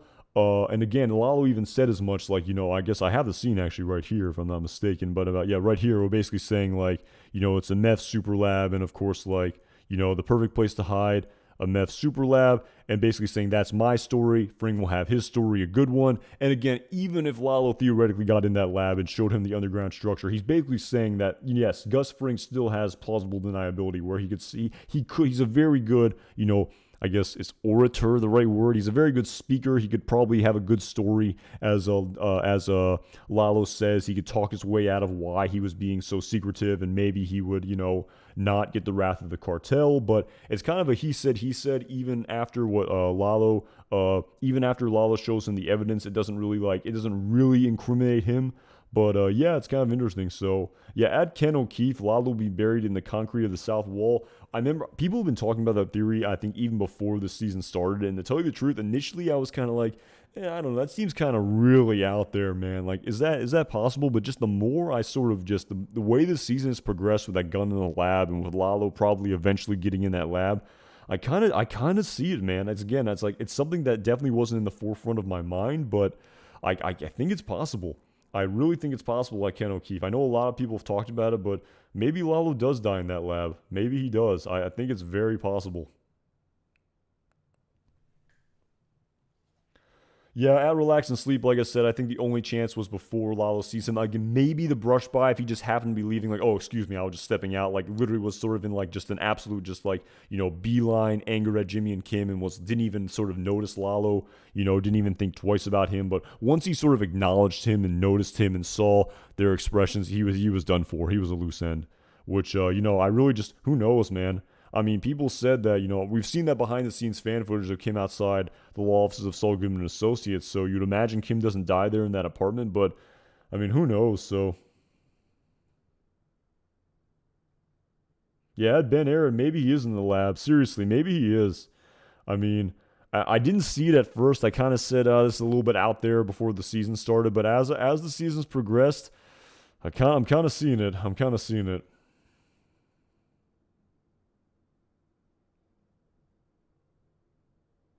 That's a really good point, Reeds. Maybe he won't trust Mike. Like, how do you know? That's a great point too about how he told him, and Mike is someone who doesn't lie and told him directly in the eye, Lalo Salamanca is going to die tonight. So even after he tells him, maybe he doesn't believe him afterwards. That's a great point, Reeds. I've seen a lot of people speculate that as well as being a potential literary vessel to sort of explain why it's possible that Saul still thinks Lalo was alive, but Mike is still very close to him and his PI, and of course anything involving Gus and Lalo is of course going to be absolutely disclosed to Mike Ehrmantraut. So that's definitely a possible literary vessel, which I definitely can come around to in respect to Saul not buying Lalo being dead even after it happens because Mike told him the first time and it ended up not being true. So at Mil Lubnikow, thank you so much for the super chat, man. There is a foreshadowing of pouring concrete at least once in season 4 and filling up the item in the intro. I feel like Lalo will be died and buried in the lab. Again, in season 4 of Better Call Saul, the pouring of concrete. I mean, we saw them build a lab for the first time in the episode entitled Something Stupid. Are you talking about when they were pouring concrete in that episode? Again, I'd have to go back and watch to tell you the truth. I remember they were building it in that episode, and then in Kushada they had their R&R, and then in Wiedersehen they blew up the big rock. So I would imagine you're talking about Something Stupid, when the episode entitled Something Stupid after the 9-month flash forward cold opening scene. So yeah, I'll have to go back and watch that again if you're talking about the foreshadowing of them filling up concrete. But yeah, again, I swear when I first heard that theory, I almost said this sounds a little bit maybe I think I was misguided for sure, but it seemed a little bit hokey to me, if that's the right word. But just the way I'm seeing it now with Gus Fring's gun in that lab, yeah, Brian Nice, again, the thing is, it does seem at this point everyone's kind of seeing it coming. And then, of course, I think about how, Peter Gould said, you're not going to be able to predict it, but I feel like everyone's already predicting that right now. So again, it really goes back to the Princess Bride, where you think that I think that. Again, I really feel like we could just go back and forth and back and forth and back and forth. So again, it makes a lot of sense. It makes sense that Lalo dies. It makes sense that it would happen in the lab because of the Chekhov's gun premise of Gus putting that gun in the tire of that what is that, like a backhoe in there. So yeah, again, it makes a lot of sense, but maybe it's not right at the end of the day. So at Mil Lubnikow, also Zavira Añejo hinting at something. Yeah, I mean, again, thank you so much again for the super chat. I appreciate it. I'm actually really glad. I'm really glad you brought that up, at Mil Lubnikow, because I was thinking back to the cold opening scene of Wine and Roses of the season 6 premiere, and of course we see the top of the Zavira Añejo bottle end up in the gutter after it falls out of the armoire when Saul Goodman's possessions are being recoded by the feds. And again, it's sort of like it was Kim there all along. Probably not. And I think based on what just happened, I feel like we had plausible deniability before, but after what we just saw in the mid-season finale with what happened with Saul and Kim, and where I think there's no way these two characters get a happy ending, I definitely think that, and the title is even, Wine and Roses, and I made a whole video about that, about the song, the days of wine and roses, sort of like longing for like a simpler time that doesn't exist anymore. And it definitely seems to me like, despite just the absolute debauchery that Saul Goodman lived in, with the sort of, the sex with prostitutes, the sort of the clothing, the sort of even him talking about him like taking Xanax, so likely the drug use and stuff like that. Despite all this debauchery that Saul Goodman was living through, he definitely still. He had a lot of mementos in his house. In the video we saw the bingo balls from when he was doing the pulling the bingo balls in season 1 of Better Call Saul. We saw the shoes from Mrs. Landry, that scam he pulled. We saw the hat when he first made his Saul Goodman commercial. We saw Kim's painting. So again, there were a lot of sort of mementos that he kept from his life in the past. But I think, at Mil Lubnikow talking about the Zavira Añejo, I really think the top of that Zavira Añejo is to sort of, signify to us that despite the debauchery that Saul Goodman lived in over the course of the Breaking Bad timeline, he still sort of, kept that memento from his time with Kim Wexler. And despite the fact that I think there's just no way that relationship stands the test of time after what we saw in the mid-season finale. I still think that was, as the title goes, it was the days of wine and roses, and it was a sort of time that he was, looked back very fondly of, sort of explaining why he named his loan out after Ice Station Zebra Associates, the name of the film he was watching with Kim in, I believe, in season 2 of Better Call Saul, in the episode entitled Amarillo. So, and actually, kind of going back to the sort of the foreshadowing you talked about at Mil Lubnikow in respect to that Severo Añejo, I was thinking back to how Saul almost bought that second bottle of Severo Añejo in which actually in hindsight wasn't the second bottle, it was actually the third, but he was going to buy that as the first bottle being the one they scammed with Ken back in the episode entitled Switch, the season 2 premiere, where Kim took the stopper of when they were Victor and Giselle, but he was going to buy that Zafiro to celebrate their culmination of their scam against Howard Hamlin in the episode entitled Axe and Grind. But of course, when he saw Judge Casimiro with the cast on his arm, he put it back, and he left it there, and they had to redo their scheme. But interestingly, I almost forgot, and I went back and watched season 3 of Better Call Saul. But after Sam Piper settled initially, when he did that scam against Mrs. Landry, he also bought that second bottle of Severo Añejo that he was gonna drink with Kim. But of course, Kim was late for her to hit her meeting with the oil tycoon or businessman, Mr. Gatwood, and then she got into a car accident. But very interestingly, Saul drank that Severo with Francesca, where he's like, we're doing shots, we're celebrating. She's like, oh, okay. So again, I wonder what happened to that Severo stopper. I wonder. So there actually had been 3 bottles. The first one with where they scanned Kim, oh my goodness, I can't talk. With the first one where they scammed Ken, the second one where he first celebrated the Sam Piper settlement when he drank with Francesca, and the third one he was going to buy. So I guess there are technically 2 stoppers. Again, I don't know if that has anything to do with anything, but it just kind of a point. I definitely went back and rewatched that episode, and I was like, oh yeah, I completely forgot there was that second bottle. So again, we didn't know the sort of significance of that the first bottle at the time, like it was sort of displayed to us in the premiere of season 6, but just kind of interesting. So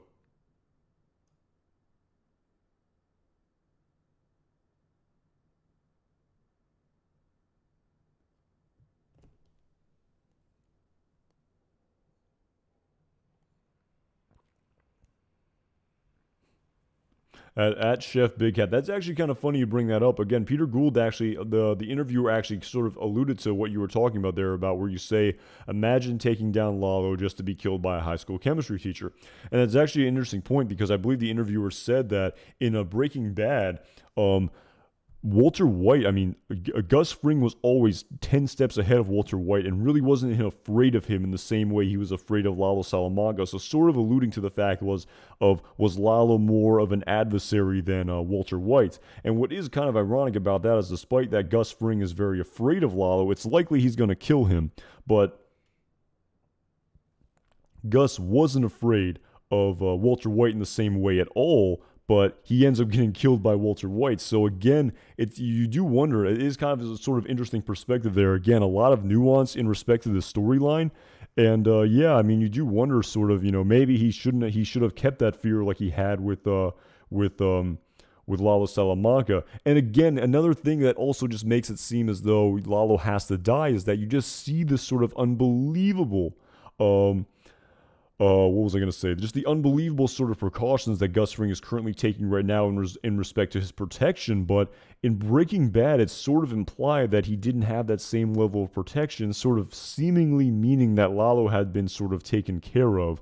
So again, it just makes a lot of sense to me that Lalo's going to die. It just sort of, based on the backstory of Breaking Bad, again, I guess it's possible to sort of write your way out of the fact that it seemed as though it seemed as though Gus Fring really hadn't, had that level of protection that he had in Better Call Saul. It definitely didn't seem that way at all. If Lalo's still out there, why wouldn't Gus Fring be afraid of him? So, again, just the more I think about it, Lalo just seemingly needs to die. But like I talked about a little bit earlier in the stream, despite the fact that we sort of knew that Nacho and Howard had definitely, a high potential of potentially dying in this series, despite the fact we knew that was maybe coming, it was still shocking when all was said and done. So just maybe the same will happen with Lalo for sure. So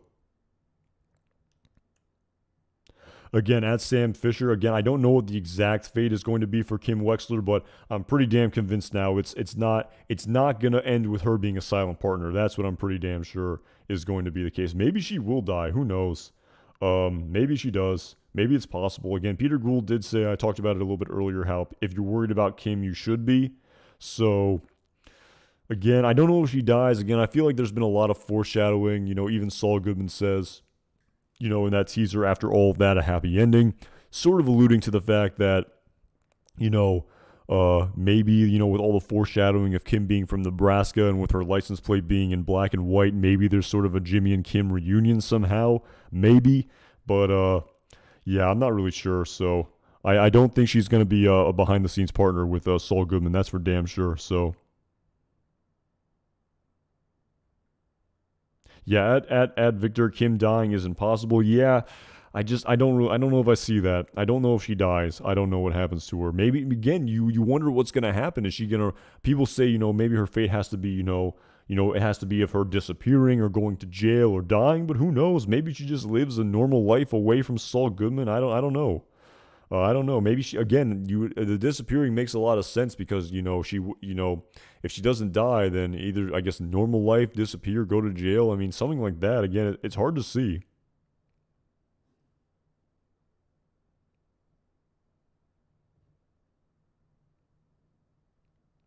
Yeah, great point at Beef Testosterone. Howard, you can't hide who you really are forever.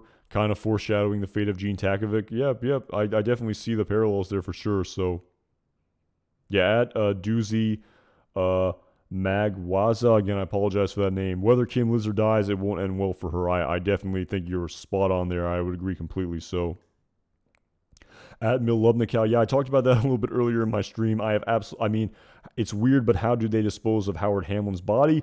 Again, I talked about this. I feel like, kind of going back to sort of, the one ace up the sleeve that Jimmy and Kim maybe have in this situation is that, Lalo's really only can the only known connection to sort of Gus Fring that Lalo knows that Saul has is Nacho. And despite the fact that Lalo knows about Michael, he has no connection of Saul Goodman to Michael. So maybe, again, Saul calls Michael to dispose of Howard Hamlin's body in the same vein that Walter White called Saul to then call Mike to dispose of Jane's body.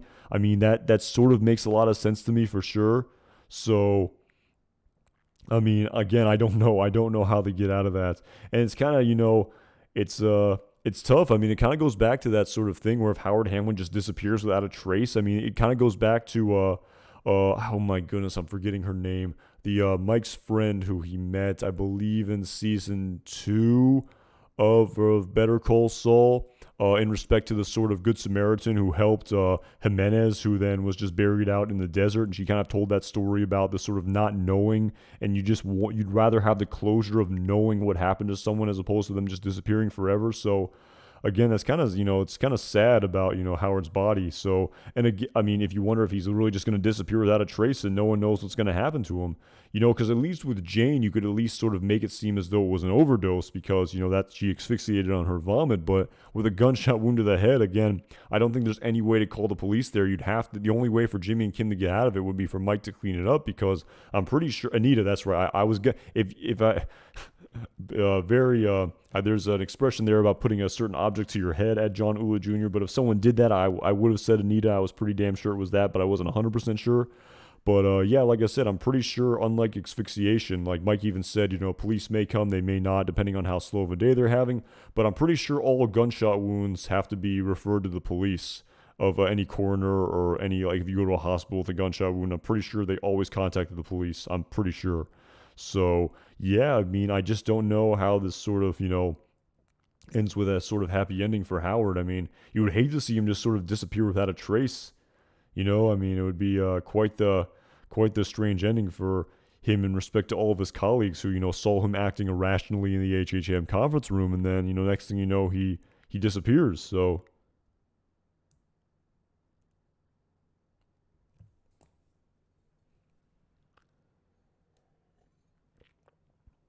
that's right. Bill Dayar, that's right. He didn't dispose of Jane's body. That's right. He cleaned up all the drug paraphernalia to make it look like she had just asphyxiated on her own vomits.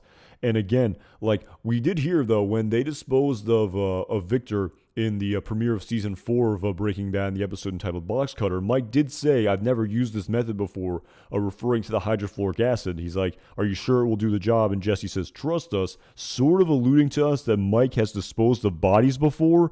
So I do wonder if maybe that's a sort of callback to how he got rid of Howard Hamlin's body back in the Better Call Saul timeline. If we go watch that scene again where he says, "I've never used this method before," so again, maybe it's possible that that's what he's talking about with the benefit of hindsight, of what that dialogue meant, of who's Mike, of what bodies Mike was disposing for Gus Fring before he met Walt and Jesse. So at John Ula Jr., yeah, the fake suicide is all, I guess, is a possibility as well, but again, I just don't know. I feel like people have tried to do that in real life, and I feel like they always get caught. If they like sort of take someone, if they murder someone and they try to pin it as they took their own life. I think people have tried to do that before, and I feel like they almost always get caught. But then again, I mean, this is 2004, and I mean, you hate to say it, but I feel like it just as more cameras become more ubiquitous everywhere, and like I feel like back then, like cell phones didn't have they didn't always track your location, so I feel like maybe it's easier to get away with crimes in 2004 compared to 2022. So maybe that's a sort of integral component of the story as well. So yeah, relax and sleep. We woke up, we found him. That's all we know. Again, a little bit different with the gunshot wound to the head, so.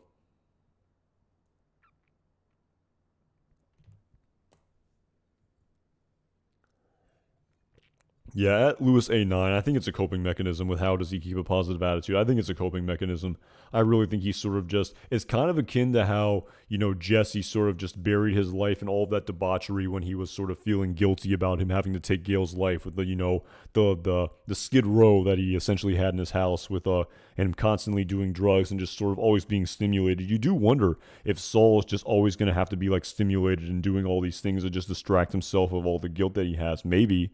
I mean, it's possible as a sort of coping mechanism for everything that happens. So,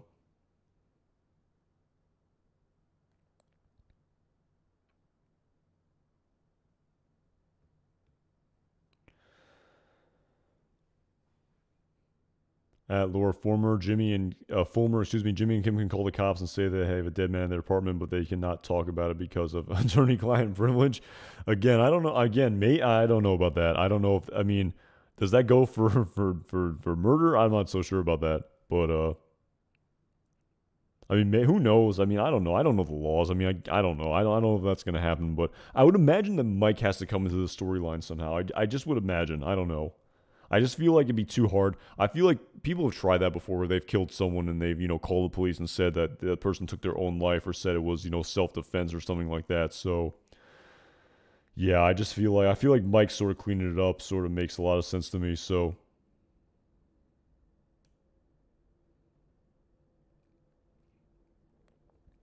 yeah, Brian, they definitely check things like ballistics and all that stuff. So, and just about like the again, I don't want to get into sort of forensics and stuff like that. It's kind of a dark place to go. But yeah, I feel like to me it makes more sense of Mike cleaning it up than I thought about fake suicide. Maybe it's possible. He had been drinking. He just had this grand humiliation. But I don't know. Part of me just thinking disappearing. Yeah, at John Ula Jr. Mike sort of disappearing him makes more sense to me. So.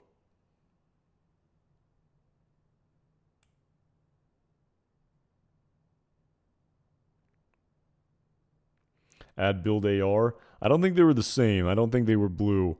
And yeah, I had to go with the Hamlin to go blue in so sort of an homage to Howard Hamlin. So yeah, I don't think she was wearing blue sunglasses, but yeah, she was wearing those big sunglasses. That's for sure. Add build AR. All right, Laura Firm, I'll take your word for it. I don't know enough about it to speak on it. So, I mean, that would be an interesting angle if they pursue it. Again, I don't know enough about the laws like that, the legal laws about that. So, yeah, I'll have to take your word for it. So,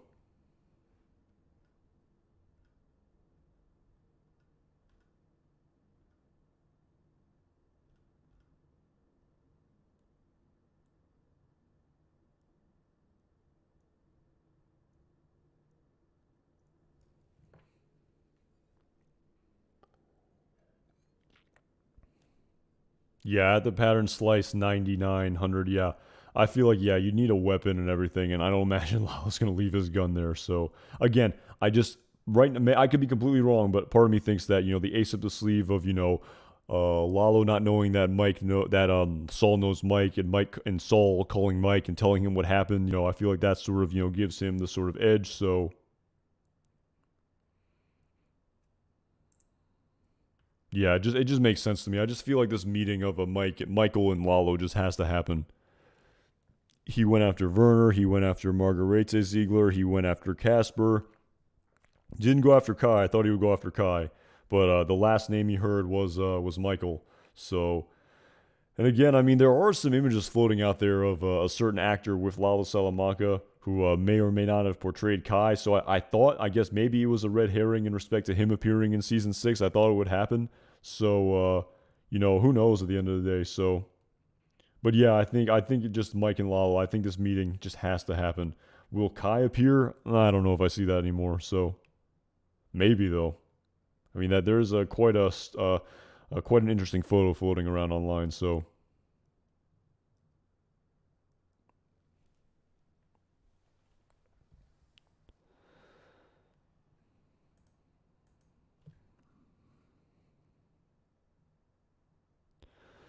but yeah, and kind of just like, yeah, I feel like, I kind of talked a little bit about the backstory again. Nacho's really the one connection that Lalo knows about, this has been playing the whole time, that Lalo knows about Saul.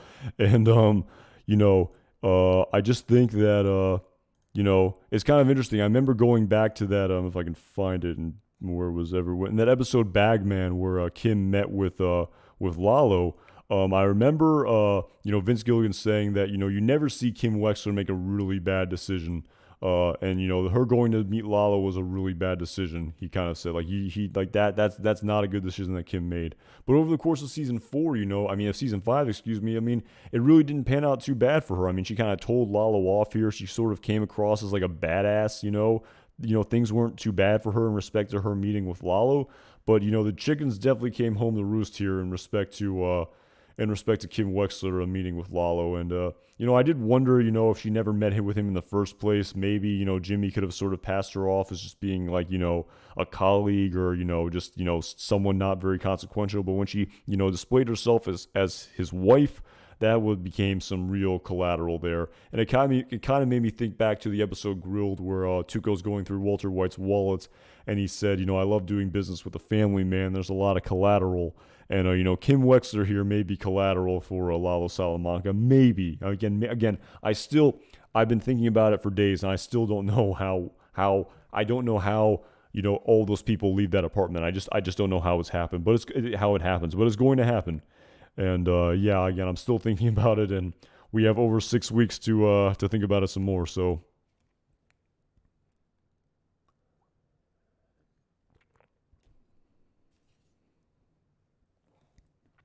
At Justin Cruz, this really doesn't have anything to do with what we're talking about now, seemingly. But you say, do you think Kubi will return? Again, I've talked about that a lot, and it kind of makes me think like, if Kubi does return, I do hope it's a sort of more lighthearted sort of aspect of this series, compared to the sort of very dark nature that this show is sort of going toward the sort of dark sort of hallway that the short is going down after what we saw at the end of the mid-season finale. So I think Bill Burr would be a sort of nice, sort of lighthearted, maybe more lighthearted aspect of the storyline to sort of cut through the sort of unbelievable darkness of this series at Justin Cruz. So yeah, it's yeah, again, I wouldn't mind seeing Bill Burr. To tell you the truth, and again, I really feel like it doesn't have anything to do with what we're talking about right now. But the show is getting pretty damn dark, and there needs to be some more lighthearted things to cut through all the dark nature of the show. I even thought Mrs. Landry's appearance was kind of like that. Just kind of a very wholesome lady. Her sort of dialogue there was pretty funny. Is this how these things usually go? Sort of a more lighthearted component of this storyline. Compared to where this mid-season finale would end up. So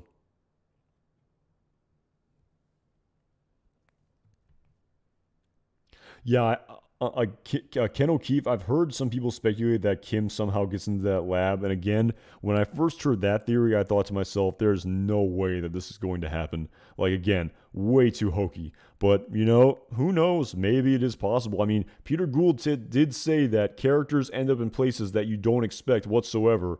I'm sort of paraphrasing there, but he sort of said characters are going to end up in places that you would never expect during the episode of Talking Saul after the mid-season finale. So who knows? Maybe Kim does end up in that lab.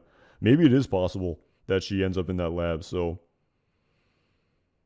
like, again, I really thought like the sort of Lalo in the South Wall, Kim sort of getting in the lab. I'm like, these seem a little bit. I mean, in hindsight, it was very sort of rude and dismissive of me. But I swear, I kind of like these seem kind of fan servicey, almost like fan fiction. But man, these are the way things are heading. I can see it. I can absolutely see it.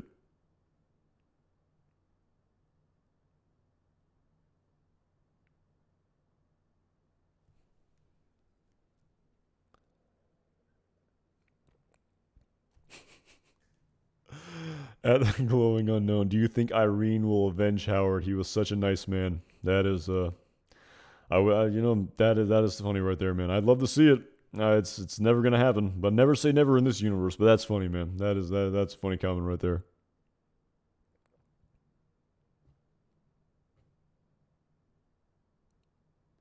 At beef testosterone, that's an interesting point you make. Do you think we'll see Eladio in Albuquerque? And this is actually something that I've actually wondered.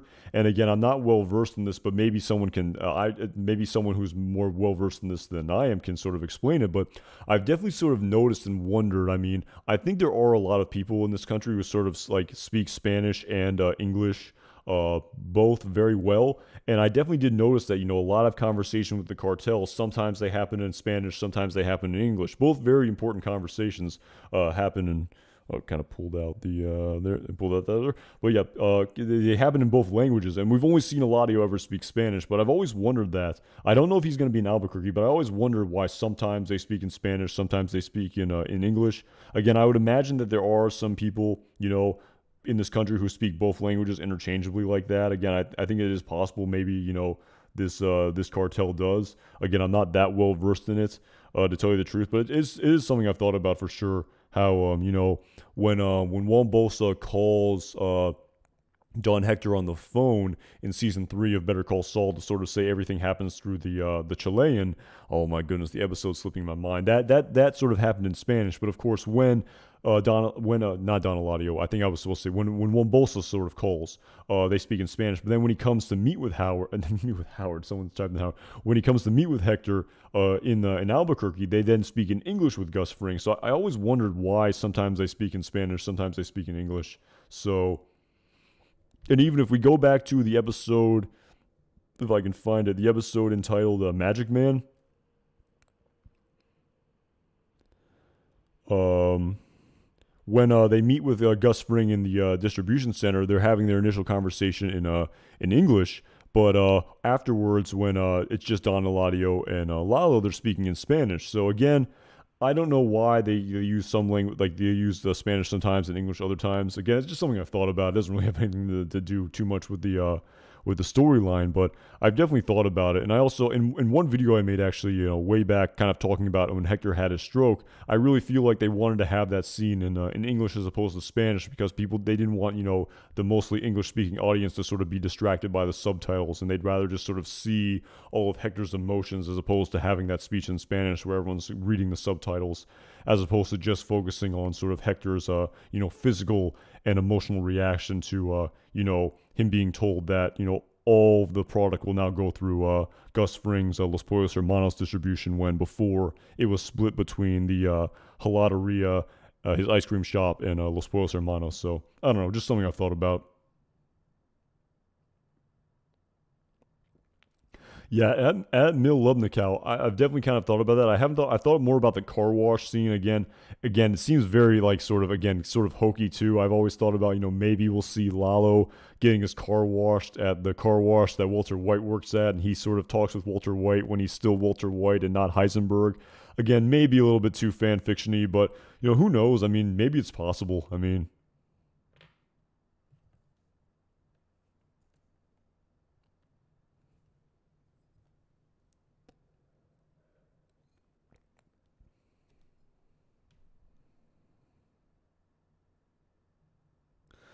At Milubnikow, what if Jimmy drops a dime on Mike, and what happened in the desert, and then Bolsa will come and cover Fring? I mean, I'm not sure exactly what you're talking about there. I mean, I feel like isn't dropping a dime means he's kind of snitching on Mike. So I mean, I don't know what.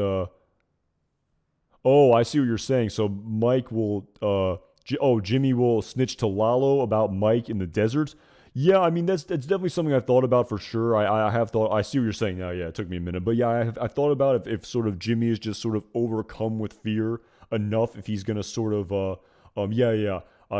Yeah, and Bolsa to blame. He set up the attack. Yeah, yeah. I do wonder if that's going to kind of come into it. Where again, I feel like he'd have to sort of, first this like sort of, be so overcome with fear that he absolutely just spills his guts and tells him everything. But again, I wonder if Mike's names comes up at all. I really feel like Nacho's going to be more the sort of, the sort of key subject matter of this conversation that's going to ensue in their apartment in the premiere of part two. So. Yeah, yeah, I know what you're saying. Like, Juan Bolsa is the one who orchestrated the attack because he wanted to keep Lalo in jail, because he was disrupting the cartel's bottom line. But again, I don't really know if that's going to happen. It is possible. Again, Juan Bolsa stays in good standing in the cartel, and I feel like Eladio wouldn't like that if he knew that he ordered like it wasn't really a hit. I mean, he wouldn't care if just some lawyer got killed, but the sort of, to steal the bail money for Lalo to not get out. I mean, he probably wouldn't be too happy about that. But I was more kind of thinking about whether or not he's going to tell Lalo about Michael, and if Michael's going to come up at all. And part of me just thinks he's not going to because I really feel like Lalo's going to be more preoccupied with Nacho seemingly. So. Yeah, Will K, absolutely not. Werner did not know it was for meth, as your question says, and um even Lalo is sort of, being the evil genius he is, he is sort of surmised that he's building a secret meth lab in that sort of video he made to Don Eladio, and even saying as much that Fring will have his story, he'll have a good one. It's he said, it's my word against his, and it's up to you who you believe. So even if Lalo goes in there and shows that underground structure, there's no proof there that it's going to be a super lab.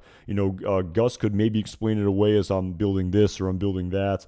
Sort of explain away why he was being so secretive and wasn't being transparent with the cartel.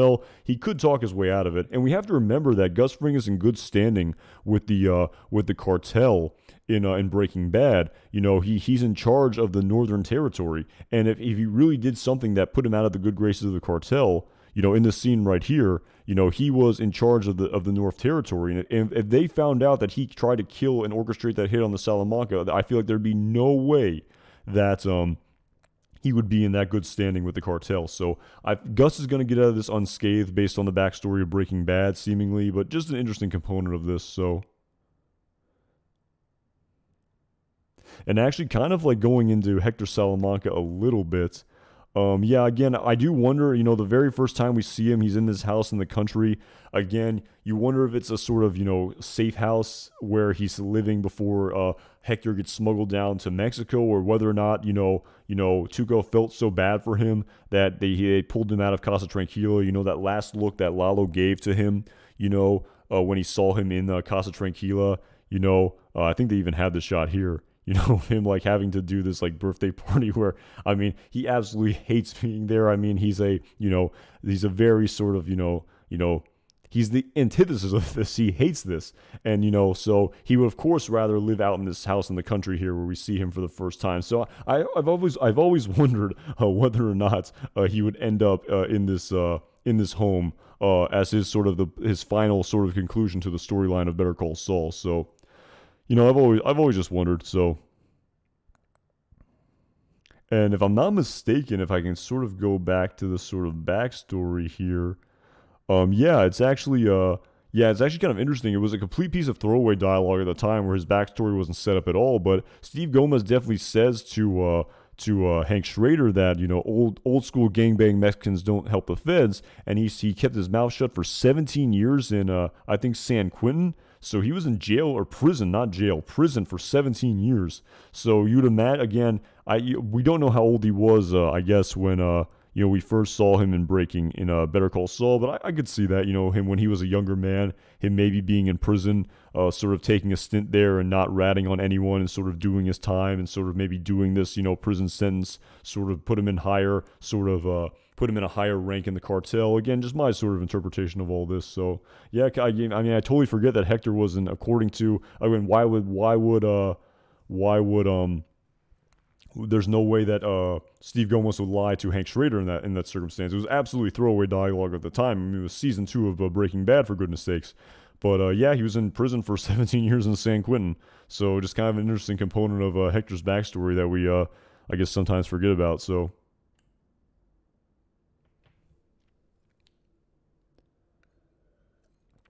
Yeah, at Free Dees, Lalo's smile is freaking the best. Yeah, he's absolutely a psychopath. I mean, he actually reminds me of Ted Bundy a lot. If you watch that Netflix documentary or miniseries about him, how, he was just so unbelievably, like, charming and handsome and had all this charisma where he just comes across as so non-threatening, but he's an absolute psychopath who's going to literally use you and murder you to service his own interests.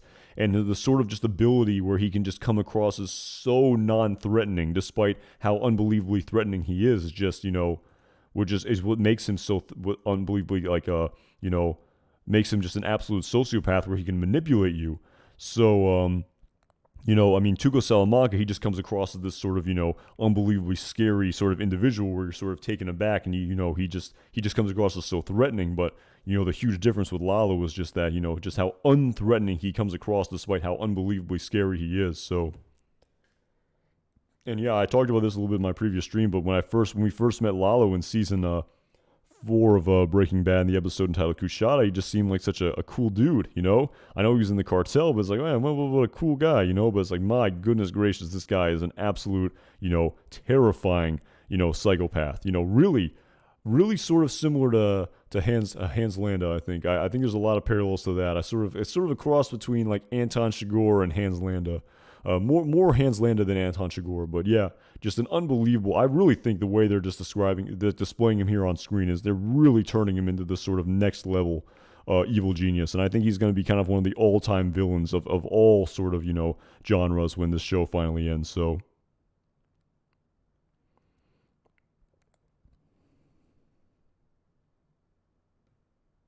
I appreciate it, Laura Fulmer. You're doing a better job.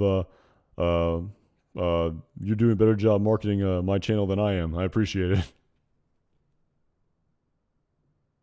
Yeah, Timothy Coombswell. I hope we see Gale again. Last time we saw him was in season 4 of A Better Call Saul in respect to the Super Lab. We haven't seen him since. I would like to see him as well.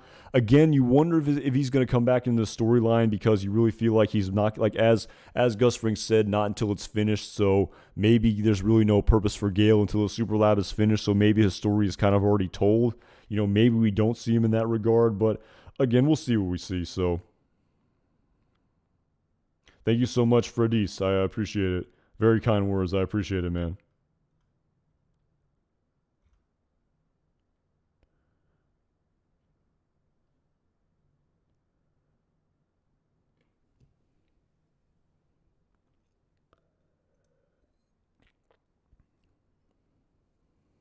And build AR, like, yeah, I mean, the meth lab gets built. The super lab gets built.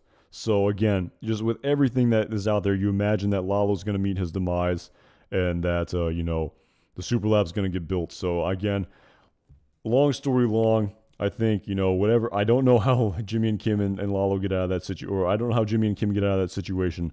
But it seems like Lalo's going to meet his demise just based on all of the backstory of Breaking Bad that I talked about in this stream. And yeah, 6 weeks and change to sort of talk about it. So, but yeah, I think I'm gonna wrap it up there. I really appreciate everyone for tuning in tonight.